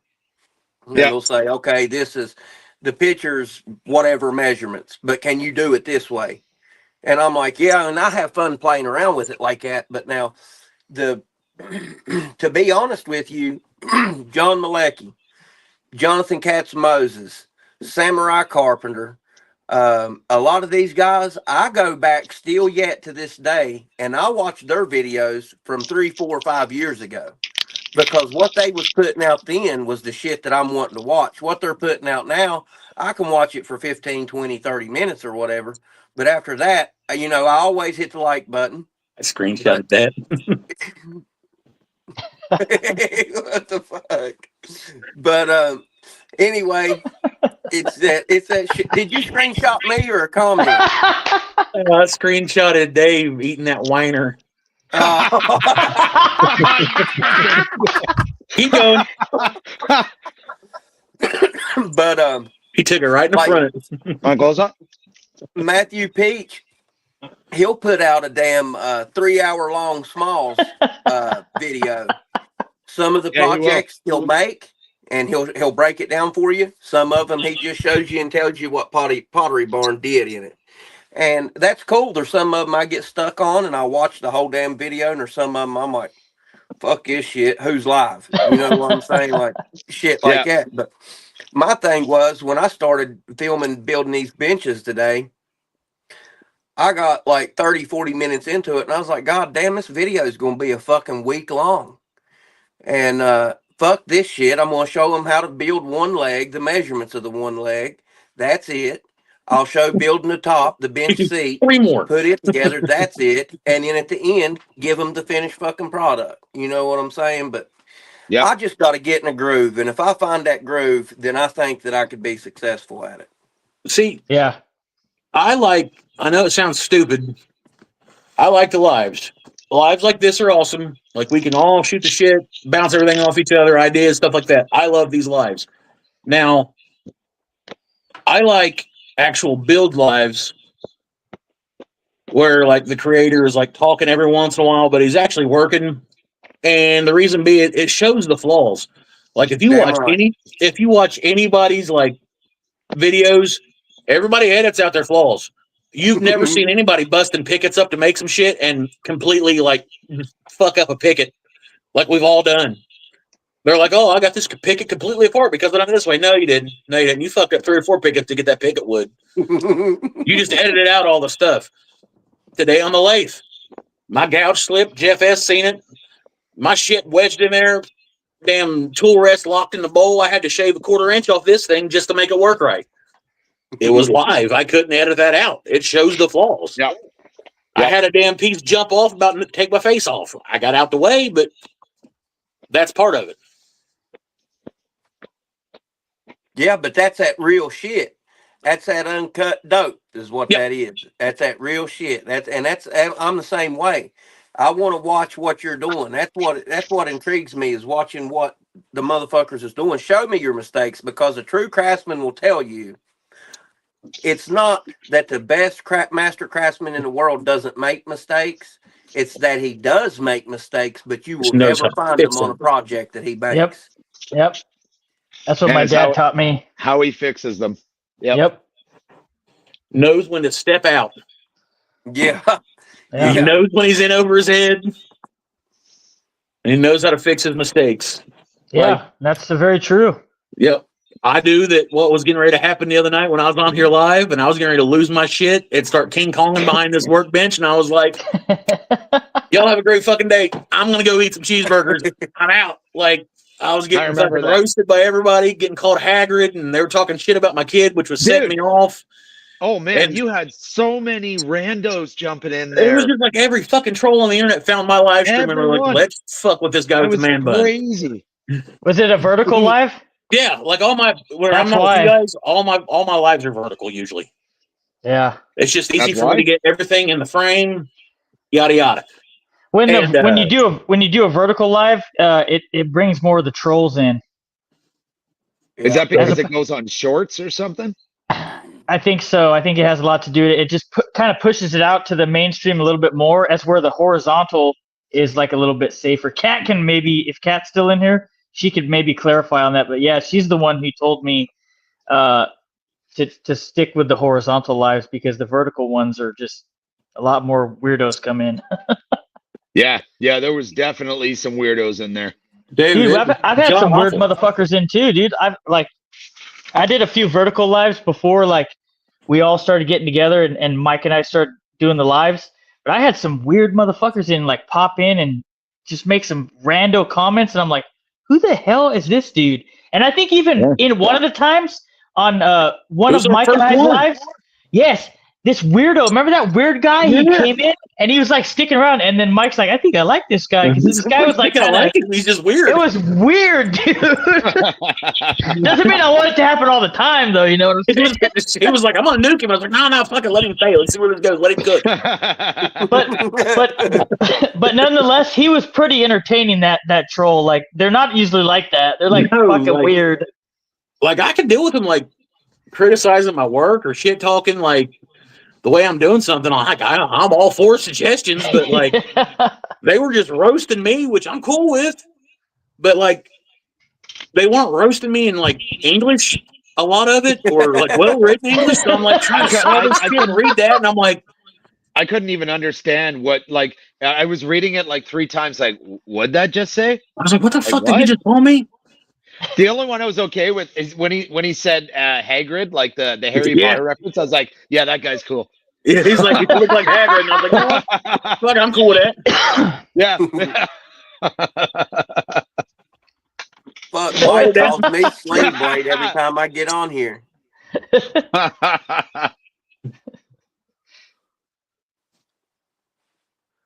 Wow. Oh yeah.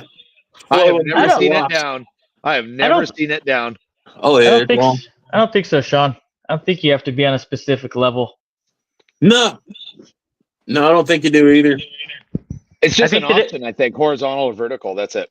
Yeah, I think if you want to get more mainstream and more lives, the vertical is the way to go. But you're also going to get more trolls, from what I've heard from Kat. take it from me. Get a mod or two in there. Yeah. Yeah. Like And that- as and soon as people that I know are solid pop in, I'm like, hey, guess what, fucker? You're a mod. That's exactly what you did to me. It's like, hey, Timber, you're a mod. Robbie G, you're a mod. I was like, I'm cool with it. Yeah, if I had a big enough distance between the wall and my lathe where I could mount my my phone up and have it like almost a panoramic view of what I'm working on the lathe, I would probably do horizontal, but I don't. I do kind of look like Hagrid. I'll take it. Rick or go in a shack with me in the woods. Hey, I gotta show this to everybody. Look at this little thing I picked up today. I seen that earlier. That was beautiful. Yeah, that is This beautiful. is just a 4-inch square ruler. I got something you could measure with 4 inches. You'd still have extra room. No, I don't have something you can measure for 4 inches. You could take like 2 of mine with 4 inches, bub.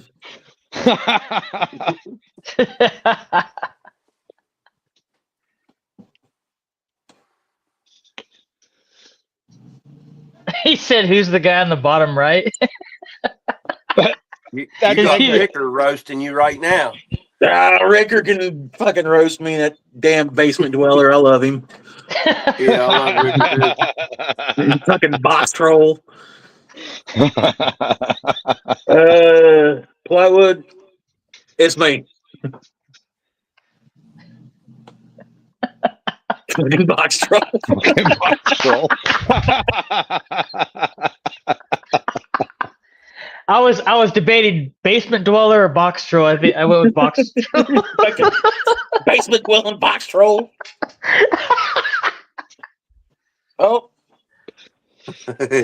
Honey, you can come in, twist the knob the other way. Hey, baby. But yeah, that 500 subs. Is that to go live? Oh my God. I'll do all that things. Shut the fuck up. I'm they can't hear me. You're muted. Oh my God. She said, shut the fuck She said, shut the fuck up. Yeah. Yeah. Look at that, bitches. Steak, macaroni, and 2 taters. Woo, Oh, doggy. nice. Damn. So Nice. jealous right now. I want some too. I want some too. We get cold before we got it to California, bro. We're really good.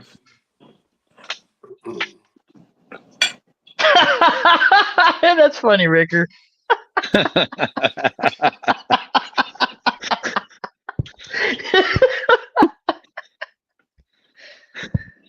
No, they're not saying anything about me making comments about eating ass and anything like that. I'm making fun of this guy in here. I bought a Hell yeah.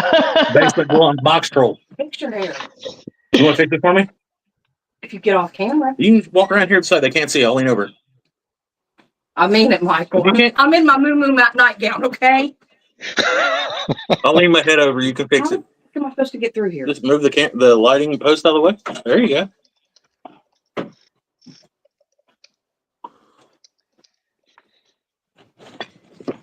She's gonna fix my hair for me before I eat, cause I'm special. Ow.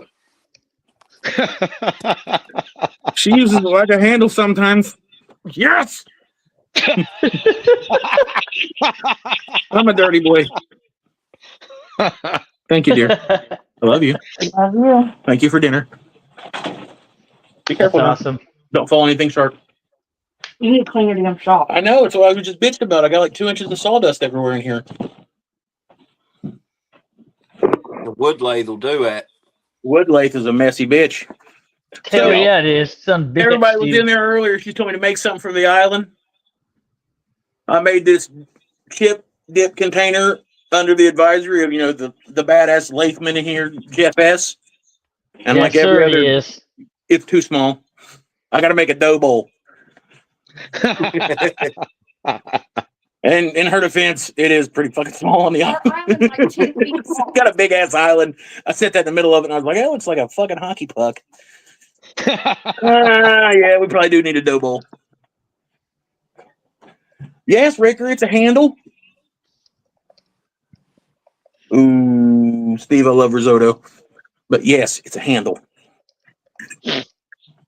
I'm a dirty boy. I do need help working this handle.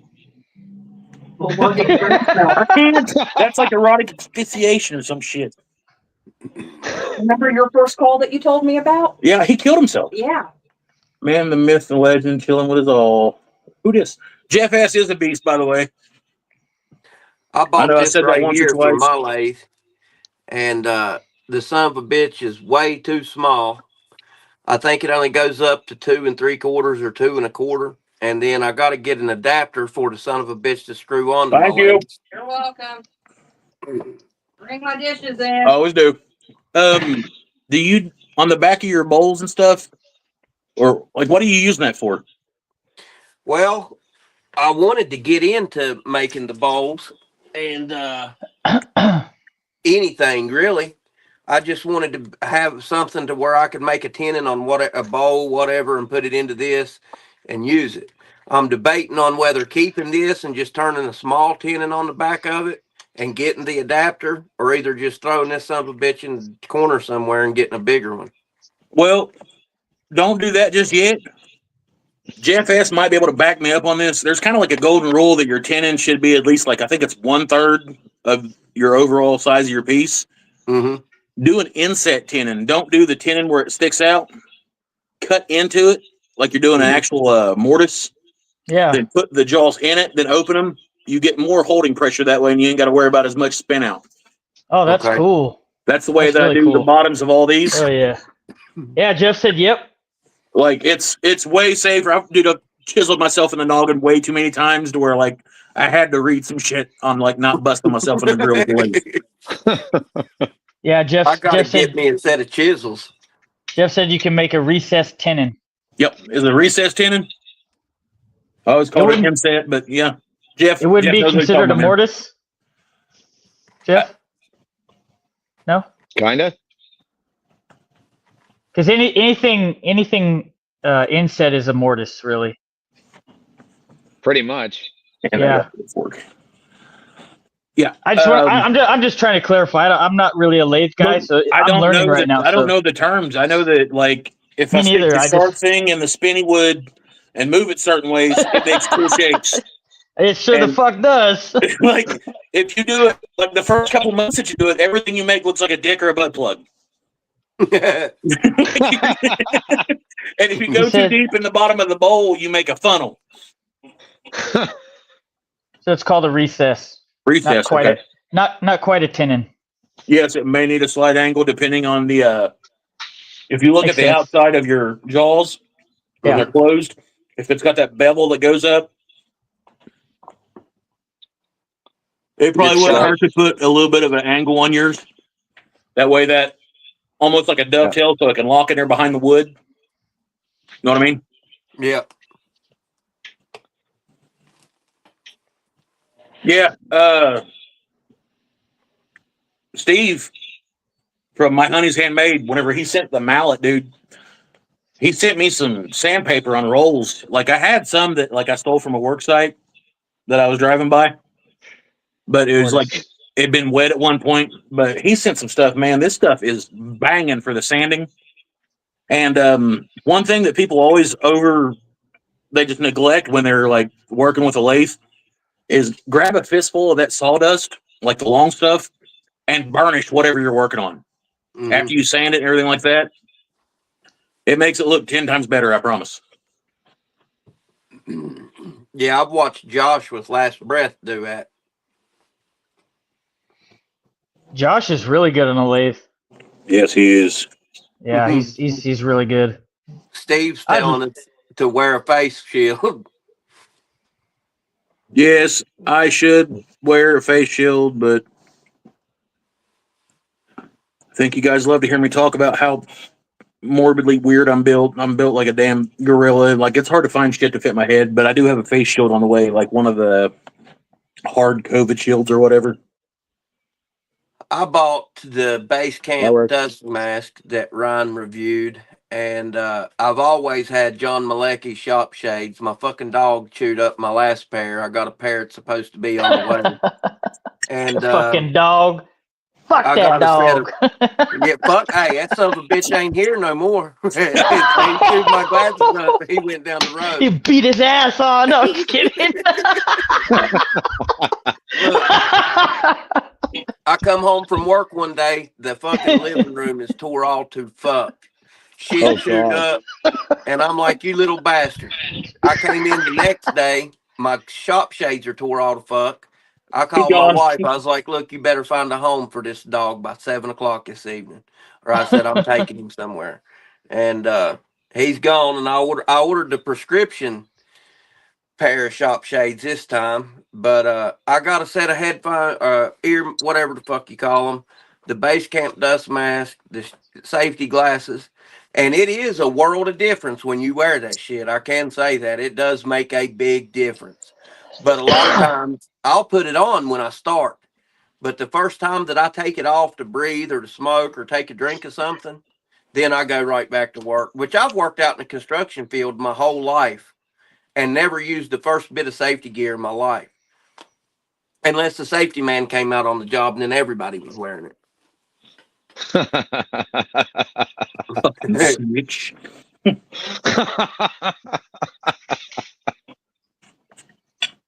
No,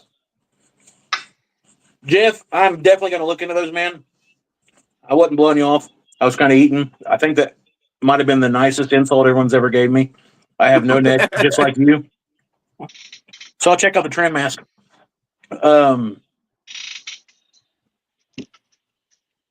There's a bunch of stuff that I'm looking at in the lathe or for the lathing here. Like whenever I first got into the wood shop thing, Lathing was all I wanted to do, and then I got kind of hurt on it. Like I tore my thumbnail off, and like it scared the living hell out of me.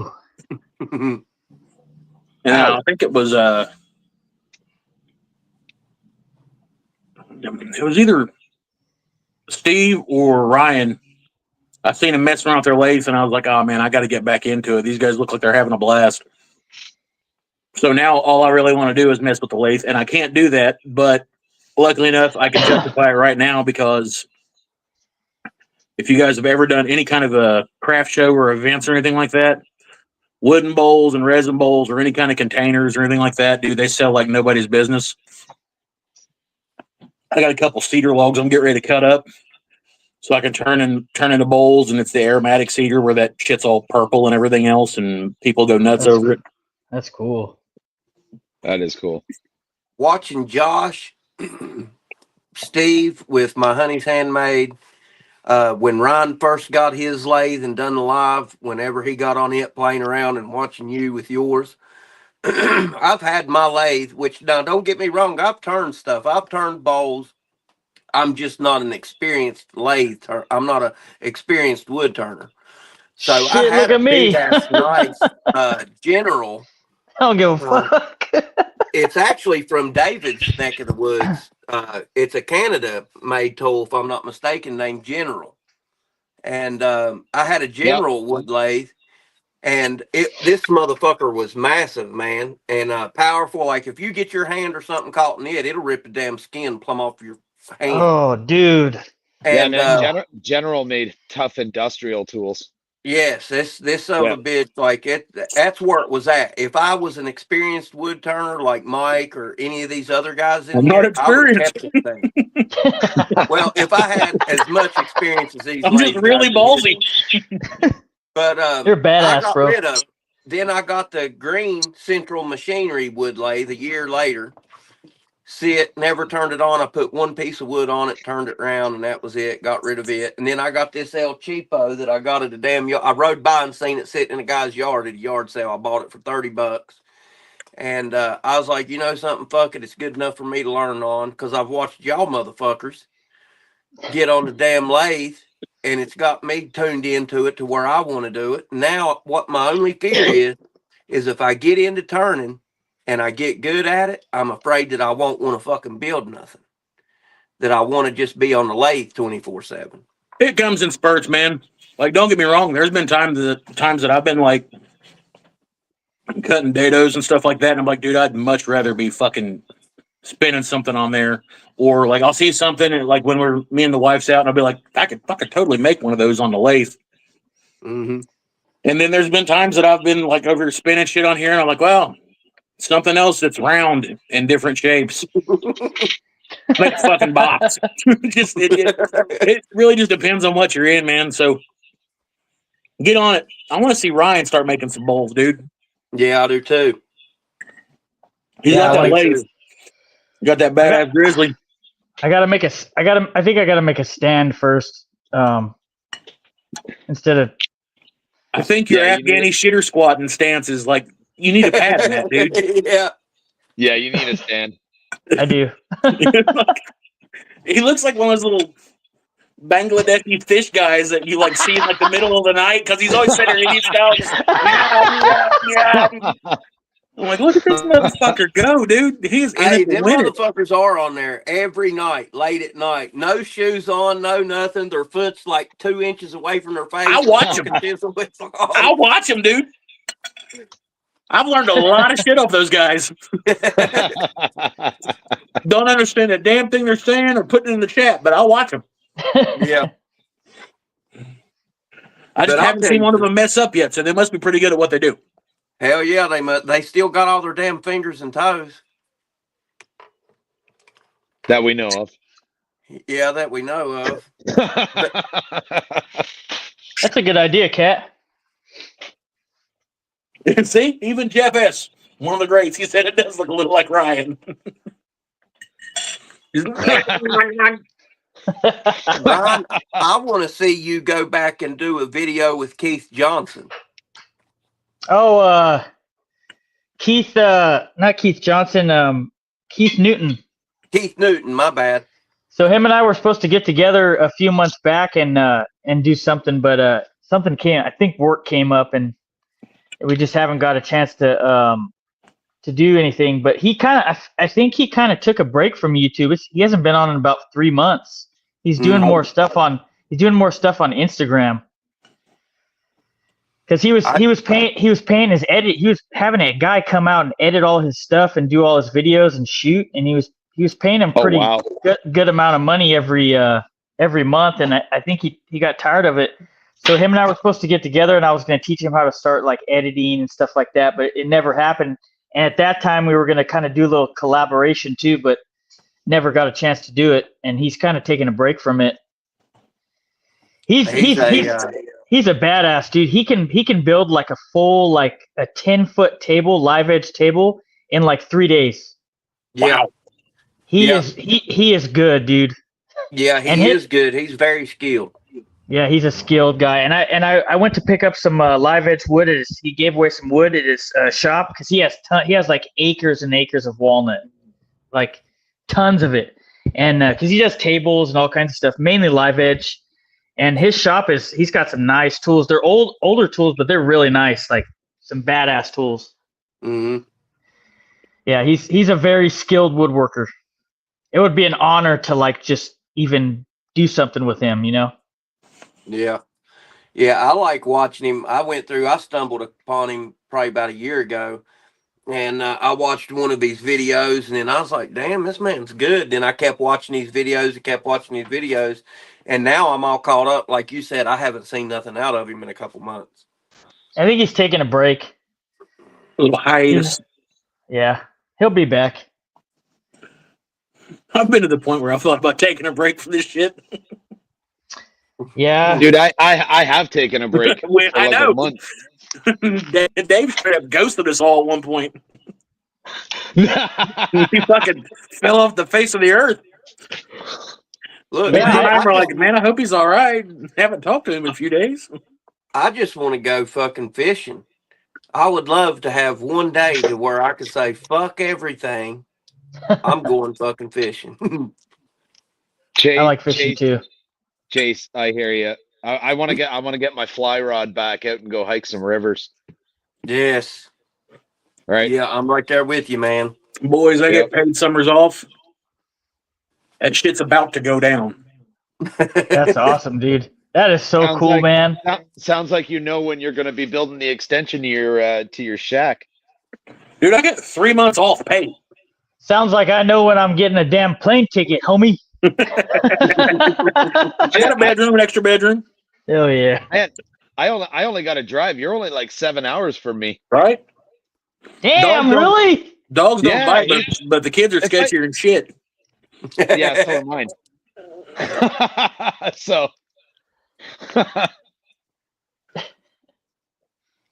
Yeah, it's like the school spring break's rolling up here, and like I think it's less than 20 work days, and it's like a paid 10 days off. Then after that, I've got another 16 work days, and I'm off for 3 months paid. Look what your wife put. This extension doesn't happen until I get both my front and back porches done. Damn, she sounds like my wife. Dude, my wife will put the ass beating on somebody. She feed me good, but I think she just does it because it keeps me husky, so I can't run that far when she wants to beat the shit out of me. My wife's telling me, she's like, you're not getting that Powermatic table saw. She's like, you're not going and getting that Powermatic saw. You're not getting nothing new for your shop till my French doors get installed and you get new windows put in that new house that we're getting. I've already bought the windows. It's these real nice, badass windows. She's like, you're not getting nothing till them French doors and them windows are put in. Hell yeah, Steve, let's make it happen, baby. My wife was like, you get whatever you want whenever you want it. Yeah. Does that count for all 3 holes? Oh, come on. Wow.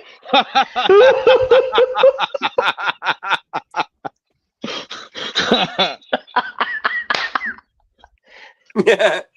I'm assuming she's not in here. No, she'd have said something by now. Yeah, she'd have said something by now. Rigger, you know damn good well I didn't say no nonsense like that. Besides that, my wife watches the lives, so you ain't gonna get me in no trouble on no shit like that.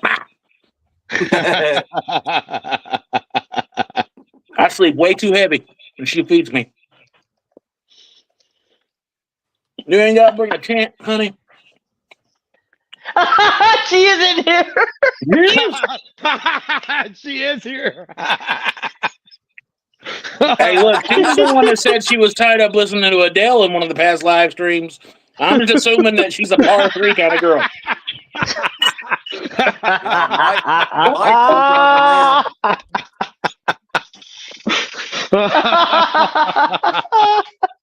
Oh, damn.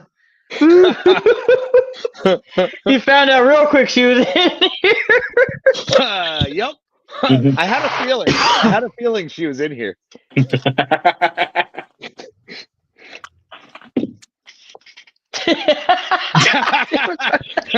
She sure is. It's in the chat. Hey, David, tell her all that stuff you were saying about her earlier in the live. Yeah. About how amazing she is? Absolutely. Yeah. What'd you say you married the eat me, beat me lady? Yeah, okay. I would never say something. She brought me a bacon sandwich. Hell yeah. She's awesome. My wife better be up there cooking me something. What she say? The answer is still yes, though. So keep talking, bud. Yeah.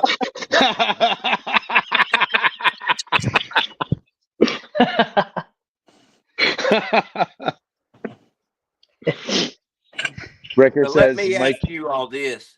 Where do you think Ryan, David, and Mike, where do you think you all would be today if it wasn't for your wife? Prison. Straight up. No shit, bro. Prison. I don't even know where I'd be. I wouldn't be here. Not No, where not. I am. Nope. I wouldn't either. Nope. No. Not at all. I'd be in prison or dead, homie. I was going down a real fucked up path. I met her. She kind of like set me on the straight. Found out she was pregnant with my oldest daughter. I quit drinking, quit being a hooligan, quit playing music, all that shit. Started working as many jobs as I could, just trying to be the best dad I could and the best man I could be for her. And she wanted to do the stay-at-home mom thing like that. I was 100% in support of that, so I started pounding out the hours. And like we couldn't get married or anything right off the rip, and I didn't want to get married until I had something that she could be proud of. So that's whenever I went through the academy. Done the whole police thing like that. The area that I work in, it's ate up with dope and shit like that real bad. So I wanted to make like some kind of impact on the community. I got into that, and then me and her have been together for a long, long ass time. Our oldest daughter is a high school graduate, a college athlete on a scholarship. We got 2 badass kids, and if it wasn't for her, I'd probably be in prison or dead. Hell yeah. That's awesome, man. My wife's the same way 2 years ago. Well, 2.5 years ago. For her to still be with me and not have killed me or divorced me through everything that I used to be. I don't know if Dave or Mike know it. I used to be a real bad alcoholic. And like I been in and out of jail. Like I was a wild hell-raising motherfucker. And I'd come in from work on Friday evening, me and her get into it over something. I'd leave, and I'm not talking about for the night. I'd come back. I may be going to get a pack of cigarettes and not come home for a month. And I finally decided to straighten my ass up, and she was right here waiting on me, been here with me ever since. And if it wasn't for her, I know that I wouldn't be sitting here talking to you guys right now. I wouldn't have my shop. I wouldn't have the job. I got a government job. I wouldn't have the job that I have now. My life is everything that's going on in my life, and probably David and Ryan's too. I wouldn't have if it wasn't for my wife. Oh, dude, like 100%. My wife, I'm telling you right now, I'm not saying it just because she's in here. I'm stupid protective of my wife, which I think every man should be. Like, it's nothing for me to jump out of a moving car, add another car because someone said some slick shit on a parking lot just to prove a point.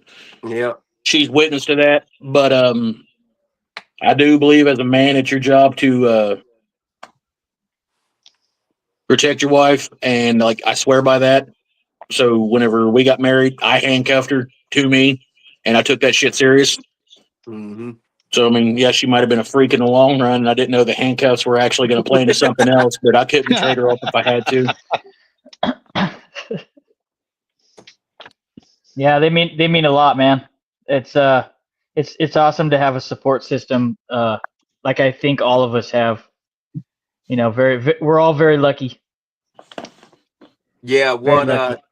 what David's wife just said is 100% accurate. A good man will be your protector, and a good woman will be his peace. That is 100% accurate. Yeah. Yep. Yeah, I agree. Like, Yep. And it's not a lot of people. They look at that whole she'll be his piece. They don't really look at it like dudes are wired completely different than chicks. Like chicks, like they're like, yeah, that's a great idea. Sometimes a dude needs to hear that's the dumbest fucking thing you ever done because that's the only way that we're gonna understand it as a dude. And I lucked out that like my wife, like I'll pop something across from her and she's like, why would you do that, you fucking moron? And I'm like, oh, okay, you're right. Yeah, I'll rethink it. Yeah. So yeah, I've got that. I've got that. Like I've got the no filter wife, and I wouldn't change it for anything. Like that's one of the things I was talking about earlier in like the chat. Like the last week has been like crazy rough, but the last couple weeks have been kind of rough. Like I'm not going to go into great detail, but she had a couple scares that like just terrified me. And then like starting Sunday, my boy, like my sidekick, my homie, like he had a scare that had us all like tore the hell up. And finally last we got the okay that it was all right, but like shit like that, dude, like that's when they're your piece. Like she was the one that she was like, let me know that it's gonna be all right. This is gonna be okay. Like as a dude, we've all got like this influx of testosterone in us for the most part, except for maybe Ricker. I think his stopped producing testosterone a decade ago or whatever, but like, you like that, didn't you? Damn, you hit him with that thing on. Had to get one in. I had to. It was perfect timing. A little soft mic moment, fuck you moment, back to the soft mic. No, but we're like as dudes, we're predisposed. Like if it's a problem, with that bow, baby, we'll just fucking get rid of it. Like, and we're used to like just annihilating the problem, making it not a problem anymore. And then as dudes, like we never really learned that like there's some problems you can't fucking get rid of. You kind of like got to learn how to cope with and deal with. Yeah. And like luckily enough, like women have learned how to do that because that's probably like the only emotion that they've learned how to control out of like the 8 million personalities they have. Yeah. So like it meshes and it makes sense. So yeah, I lucked out. I got the lottery on the wife as far as I'm concerned. Plus she feeds me. Yeah, you're exactly right about that. I've had situations. All right, I ran around like a wild Indian my whole life. I never faced no responsibility. I never had to deal with nothing. And whenever I got sober and stayed sober, and me and her was married for 2 years before I got sober, and we've been together 5 years now. But you know, now I got a house that we're paying for, vehicles, family. I got all this shit, you know, that I just can't turn my back on and walk away from when it starts stressing me out. I have to handle whatever comes to me. And they're looking at me as, like Mike said, as their protector. All right, what am I going to do to fix this shit when shit goes wrong? I have to do that. Well, I've never did this shit before. And I'll be sitting here in my mind stress and slap the fuck out in my head. Like they can look at me and think I'm fine, but in my mind I'm going fucking stupid because I don't know how I'm going to take care of all these situations. But her, the connection that me and her have, I can be sitting on the couch looking at the TV, not paying a bit of fucking attention to what's going on the TV, and my mind be going 100 mile an hour. She'll just come over there and put her hand on my hand and know where my mind's at. And when she does something like that right there, all that bullshit that's going on inside my mind leaves. And then that's when we come through and take care of things together.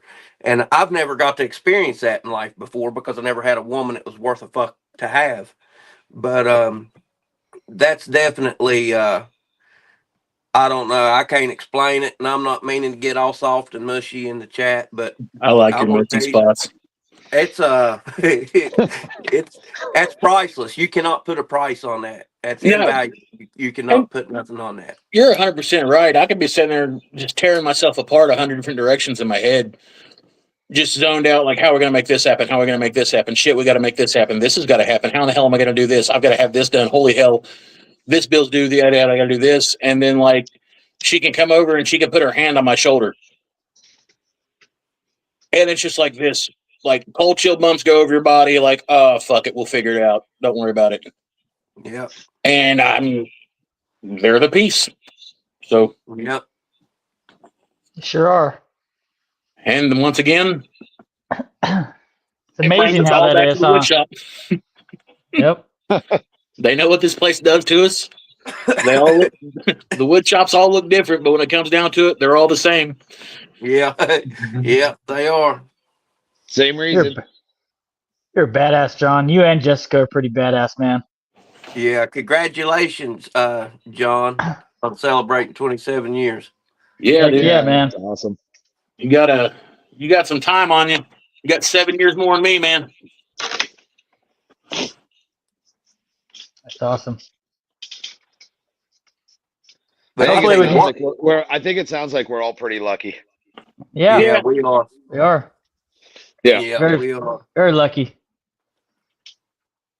And we're lucky with the women that we have in our life, and we're also lucky that we've all found each other as friends. That's pretty cool, man. All right, man. You're turning into a gay bar now.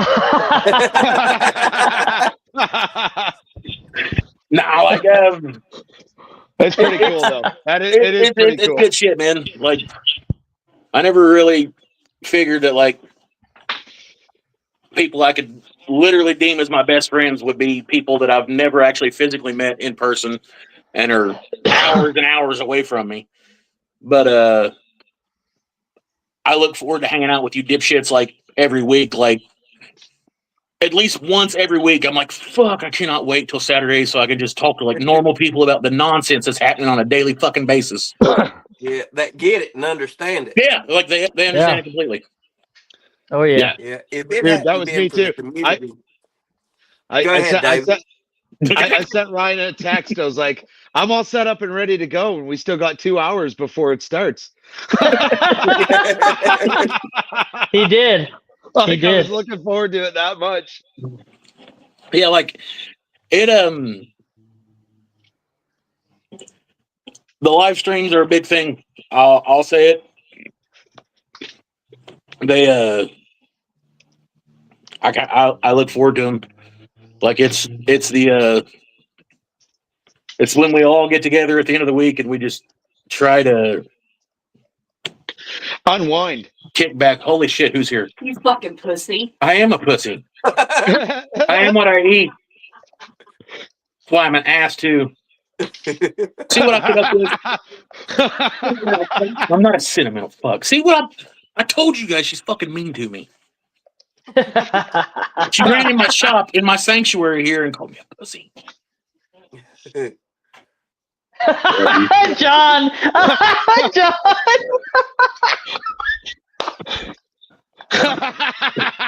John. Damn, John. That's a whole other level. Can't believe she came out here and called me a pussy and didn't even bring me a beer. That was the comment of the night, dude. Yeah, it was. Fucking John. You the fucking man, John. Well, then I can come hang out with you guys. So much fun. I'm gonna put pants on. Hey, I'll tell you what, I'd rather hang out with y'all guys than some of my friends that I have that can ride over here come over here and hang out with me, and that's no bullshit.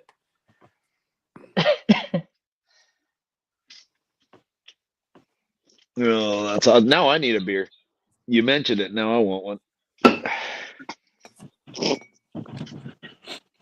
Oh God.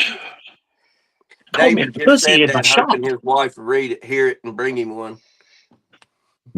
Maybe she may not even be here though. She got my she's daughter's somewhere. off She's work at in this 8:30. live because she jumped on that 3-hole comment real quick, bro. Hell yeah. And I'm telling you right now, the way she's bringing you beers, I'm saying that you're touching all 3 holes. I'm good with it. Oh, I can one text here. See? You're amazing, Bam, babe. told you. Jesus.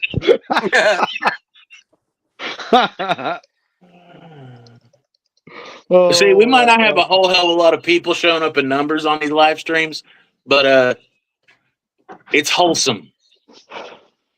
Yeah. Don't be laughing too hard. You're a pussy too. I love you. Yeah, see, you're a pussy too. Look what I got.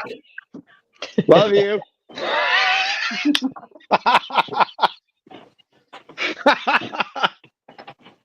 I'm getting all 3 holes, fuckers. I also got called a pussy. They fucking like doing that. They like you build Only them up, because put them you on a got- pedestal, and they're like, "Come here, to bitch." They come in and just shit on you. I only got called a pussy because you got called a pussy. Awesome. So I think I could say this, and she won't stab me. Make sure she's in the house so I can see her coming at me with a fucking shank or something. So she had to have this monitor put on her chest. And like to lighten the mood, I was like, I always wanted to bone a robot. And she's like, I was like, I can call you my little C3P hoe. Holy fuck. C3PO.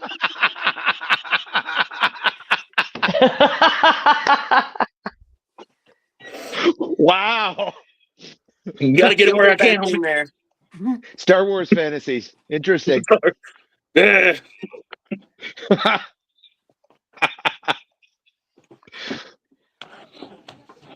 Nah, dude. Oh shit, back door's open. Oh god, I am not a CP3 hoe. it's C3PO. Give a fuck. No. Not a CP3 hoe. Love you. OMG. Look what Jeff wrote. And I've watched enough murder documentaries to get away with it. I know. Jeff better build that doghouse. Dude, my wife has also watched a lot of murder documentaries. I think they do that as like a thing to keep us in line. Maybe. John. Robert, you about to die. Pounder faster set off the meter.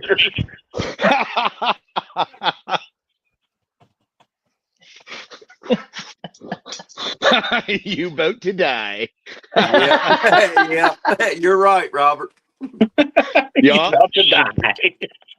About to die. Nah, my wife's a shit, dude. I got probably one of the coolest wives you could ever have.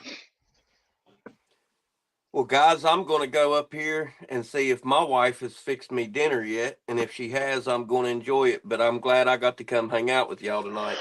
Thank you for hanging out with us. Out. Y'all Hell take yeah. it easy. I'll pop back in here once I get up there. And I won't pop back in the live, but I'll be in the chat once I get up there to eat dinner. Hell yeah, brother. Sounds good. Nice Y'all be having you, good. bro. Good seeing you, Chase. Good seeing y'all. Y'all be good. Thanks for hanging out, man. You too.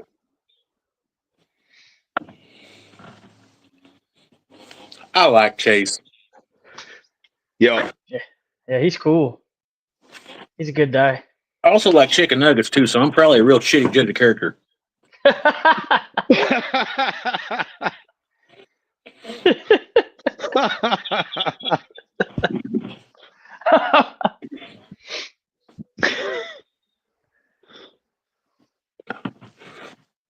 Back in your rightful spot, center bottom. Because you just always have a fantasy of 2 dudes on top of me, weird fucking Canadian. There they call it like the fucking Canuck shuffle or some shit, but No, that's actually what an igloo is. Just stack no, up. the fact that you know that. I'm kidding, dude. I don't know. An igloo's fucking ice.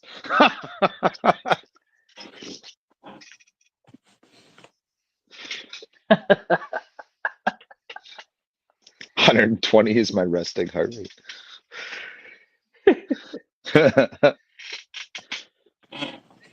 Oh.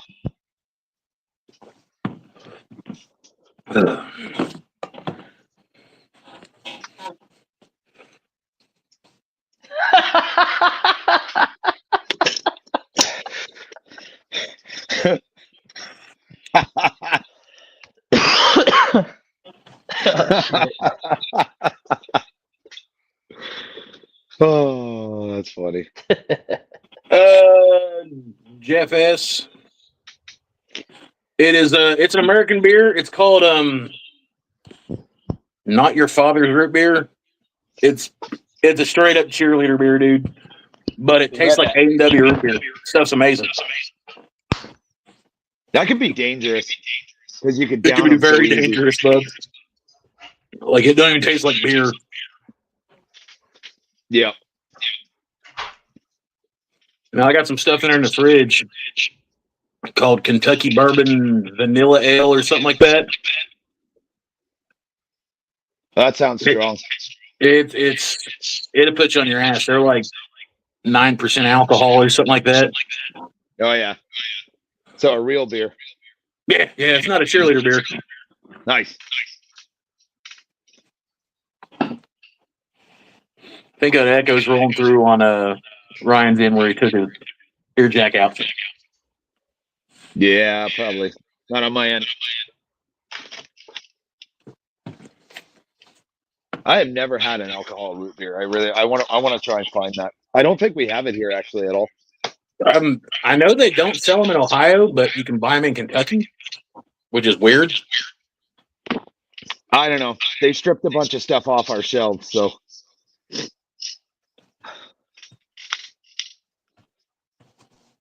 Which is stupid.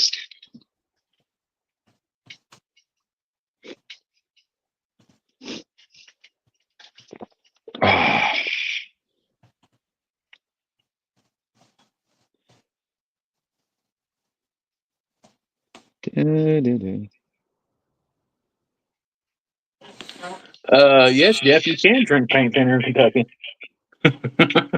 Ugh, gross. It's So in mason jars. I have been messing around with scrap wood and came up with this. These are little tiny pieces that I had. I don't even know what this is. I just felt like gluing it together. I think I'm gonna actually like laser cut this out or something into something. I don't even know what. Yeah. It's only 3/8 thick. My wife actually sent me something the other day that I'm going to make for this show. It's like the shape of a T-Rex with magnets on the back of it. And like you use the mouth to like push the oven grate in and the hook on the arm to pull it out. Yeah. I'm going to make some out of walnut and cherry and stuff like that just after the shows. That's cool. So one thing I gotta say about this, I've been like playing around with this, and this thing is like, fuck, it is sharp. Oh yeah, like big time. Look, and that's just like a slight push with this, dude. I'm telling you, you might want to like rehandle those. You'd probably be a lot better impressed with them.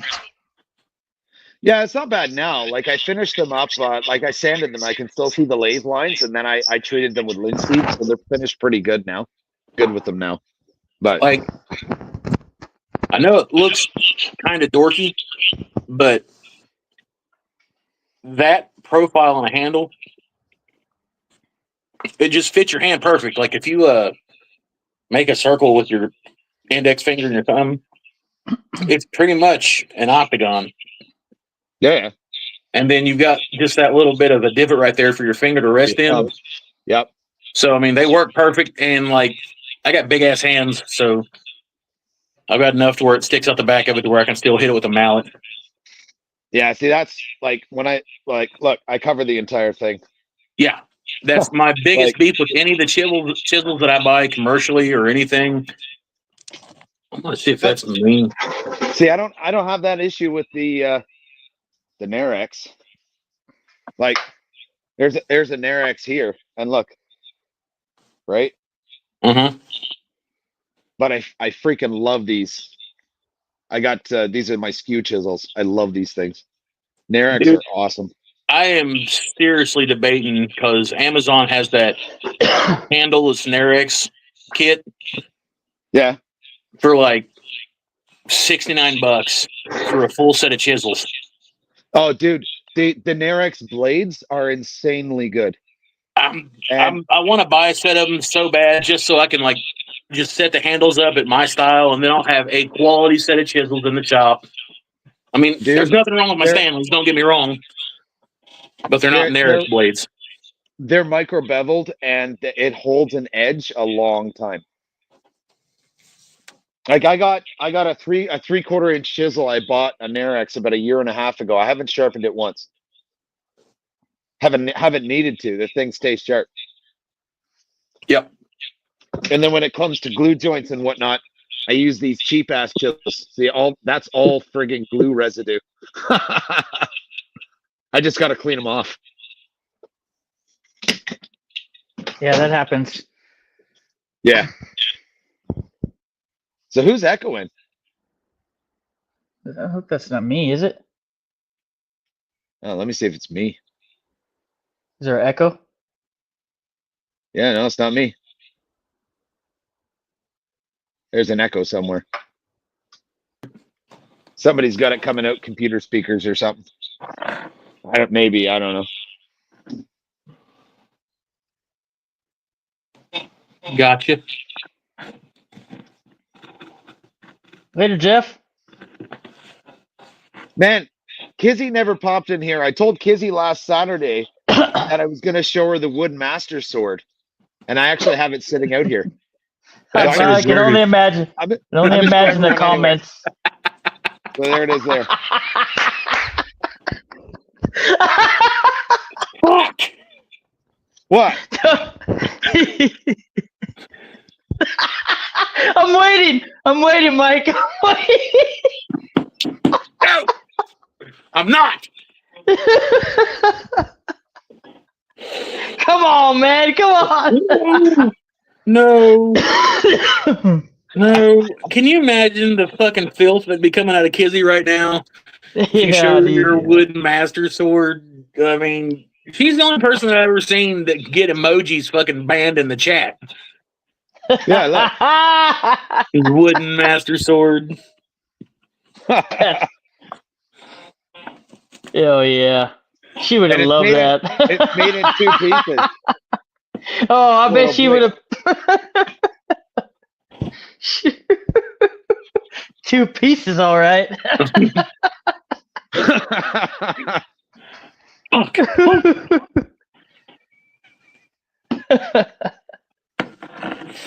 Oh, my shit. God. Oh yeah.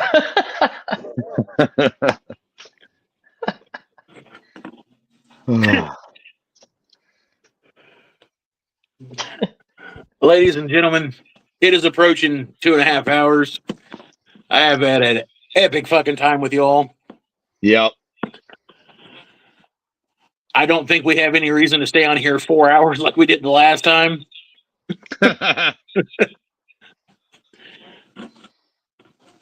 No, I don't think so. No, I don't think we do. I felt like a total piece of shit the last time we was on here for 4 hours. I felt like a piece of. I started feeling like a piece of shit at 3 hours. But before we get off I here, felt great at 4 hours last week. I bet you did. no, I didn't. Like I looked over at Ryan and he was like, I stood up to go in the house and I was like, oh my God, my fucking back hurts, dude. Like, why? And I looked down, I was like, I've been sitting on this hard ass bar stool for 4 hours. No wonder alcoholics walk funny. No, that's why you fancy chair for the shop with some padding and I everything. can't have fancy shit in my office or my Dude, shop. You know this? look at that. Dude, this is like some shit that somebody stole out of a hotel and somehow wound up in my shop. There's I don't probably even know. babies conceived on this thing. I don't even know where I got this stool. I have no idea. I will say this before everybody dips off here and everything like that. Let me confirm it. Steve, you going live after this?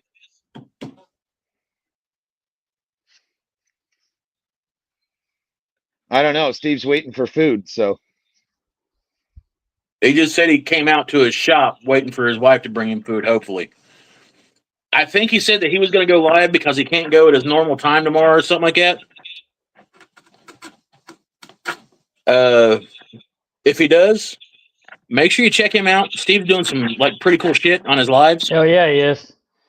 Steve's lives are awesome. Yeah, like I'm digging the airplane bowl. I totally want to do that now. I'm honestly thinking about cutting me out a bowl just to put like a crazy ass epoxy inlay in the bottom of, but I don't want to copy Steve too much because I'd hate for him to like copyright infringe me or something like that.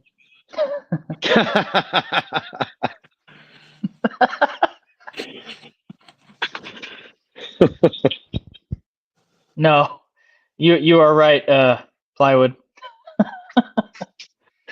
yeah. No, I don't think anybody's wives will be happy with the 4-hour live. Actually, my wife doesn't really care at all. Because she knows you're going to work all 3 holes. You're going to give her that Canadian bob shuffle. Canadian bob shuffle. Why don't you? Okay. She commented too. Hell yes.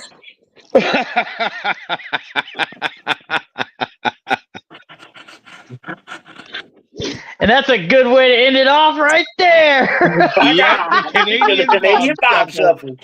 Yeah. Ladies and gentlemen, thank each and every one of y'all for coming. It has been one hell of a live stream. I'm assuming we'll be doing this again next Saturday, gentlemen. Hell yeah. I'll be here. So. David, what about you? I think so. All right, you ain't got no like missionary camp you got to go to and teach them how to like make poutine or nothing like that? Dude, we're Canadian. Nobody needs to be taught. I said a missionary camp. Don't fucking ruin the punchline, bro. Jesus, man. Come on. You always fucking up kids. Yeah. Thanks for Make sure y'all hanging come out, back everyone. next Saturday. We're going to kick it off. Might bring some more folks in. Dave's going to show us how to work a wooden stripper pole or some shit like that. I don't know for sure. A wooden stripper pole. You could probably make two-piece one. sword. I don't fucking know. It's your 2-piece master sword that you're fucking showing off. Like, look at my cool sword, you fucking mall ninja. Wow. You fucking ball ninja. At least I don't have Star Wars fantasies. It's not a Star Wars fantasy. I just want to bang a robot. Before we leave, damn it, right now. You mean to tell me if you found an alien? C3P hole. You mean to tell me if you found an alien, you wouldn't throw the wiener at it? No matter where you went from then on out, you'd be like, yo, homeboy, boned an Bet you I alien. could throw a football over them mountains. Just saying, you be that guy. All right, guys. I'm out of here. Later, guys. Love y'all. Love y'all. Thanks for coming Peace. by. All that cool shit. Peace. See you next I'm out. Saturday. See you next Saturday.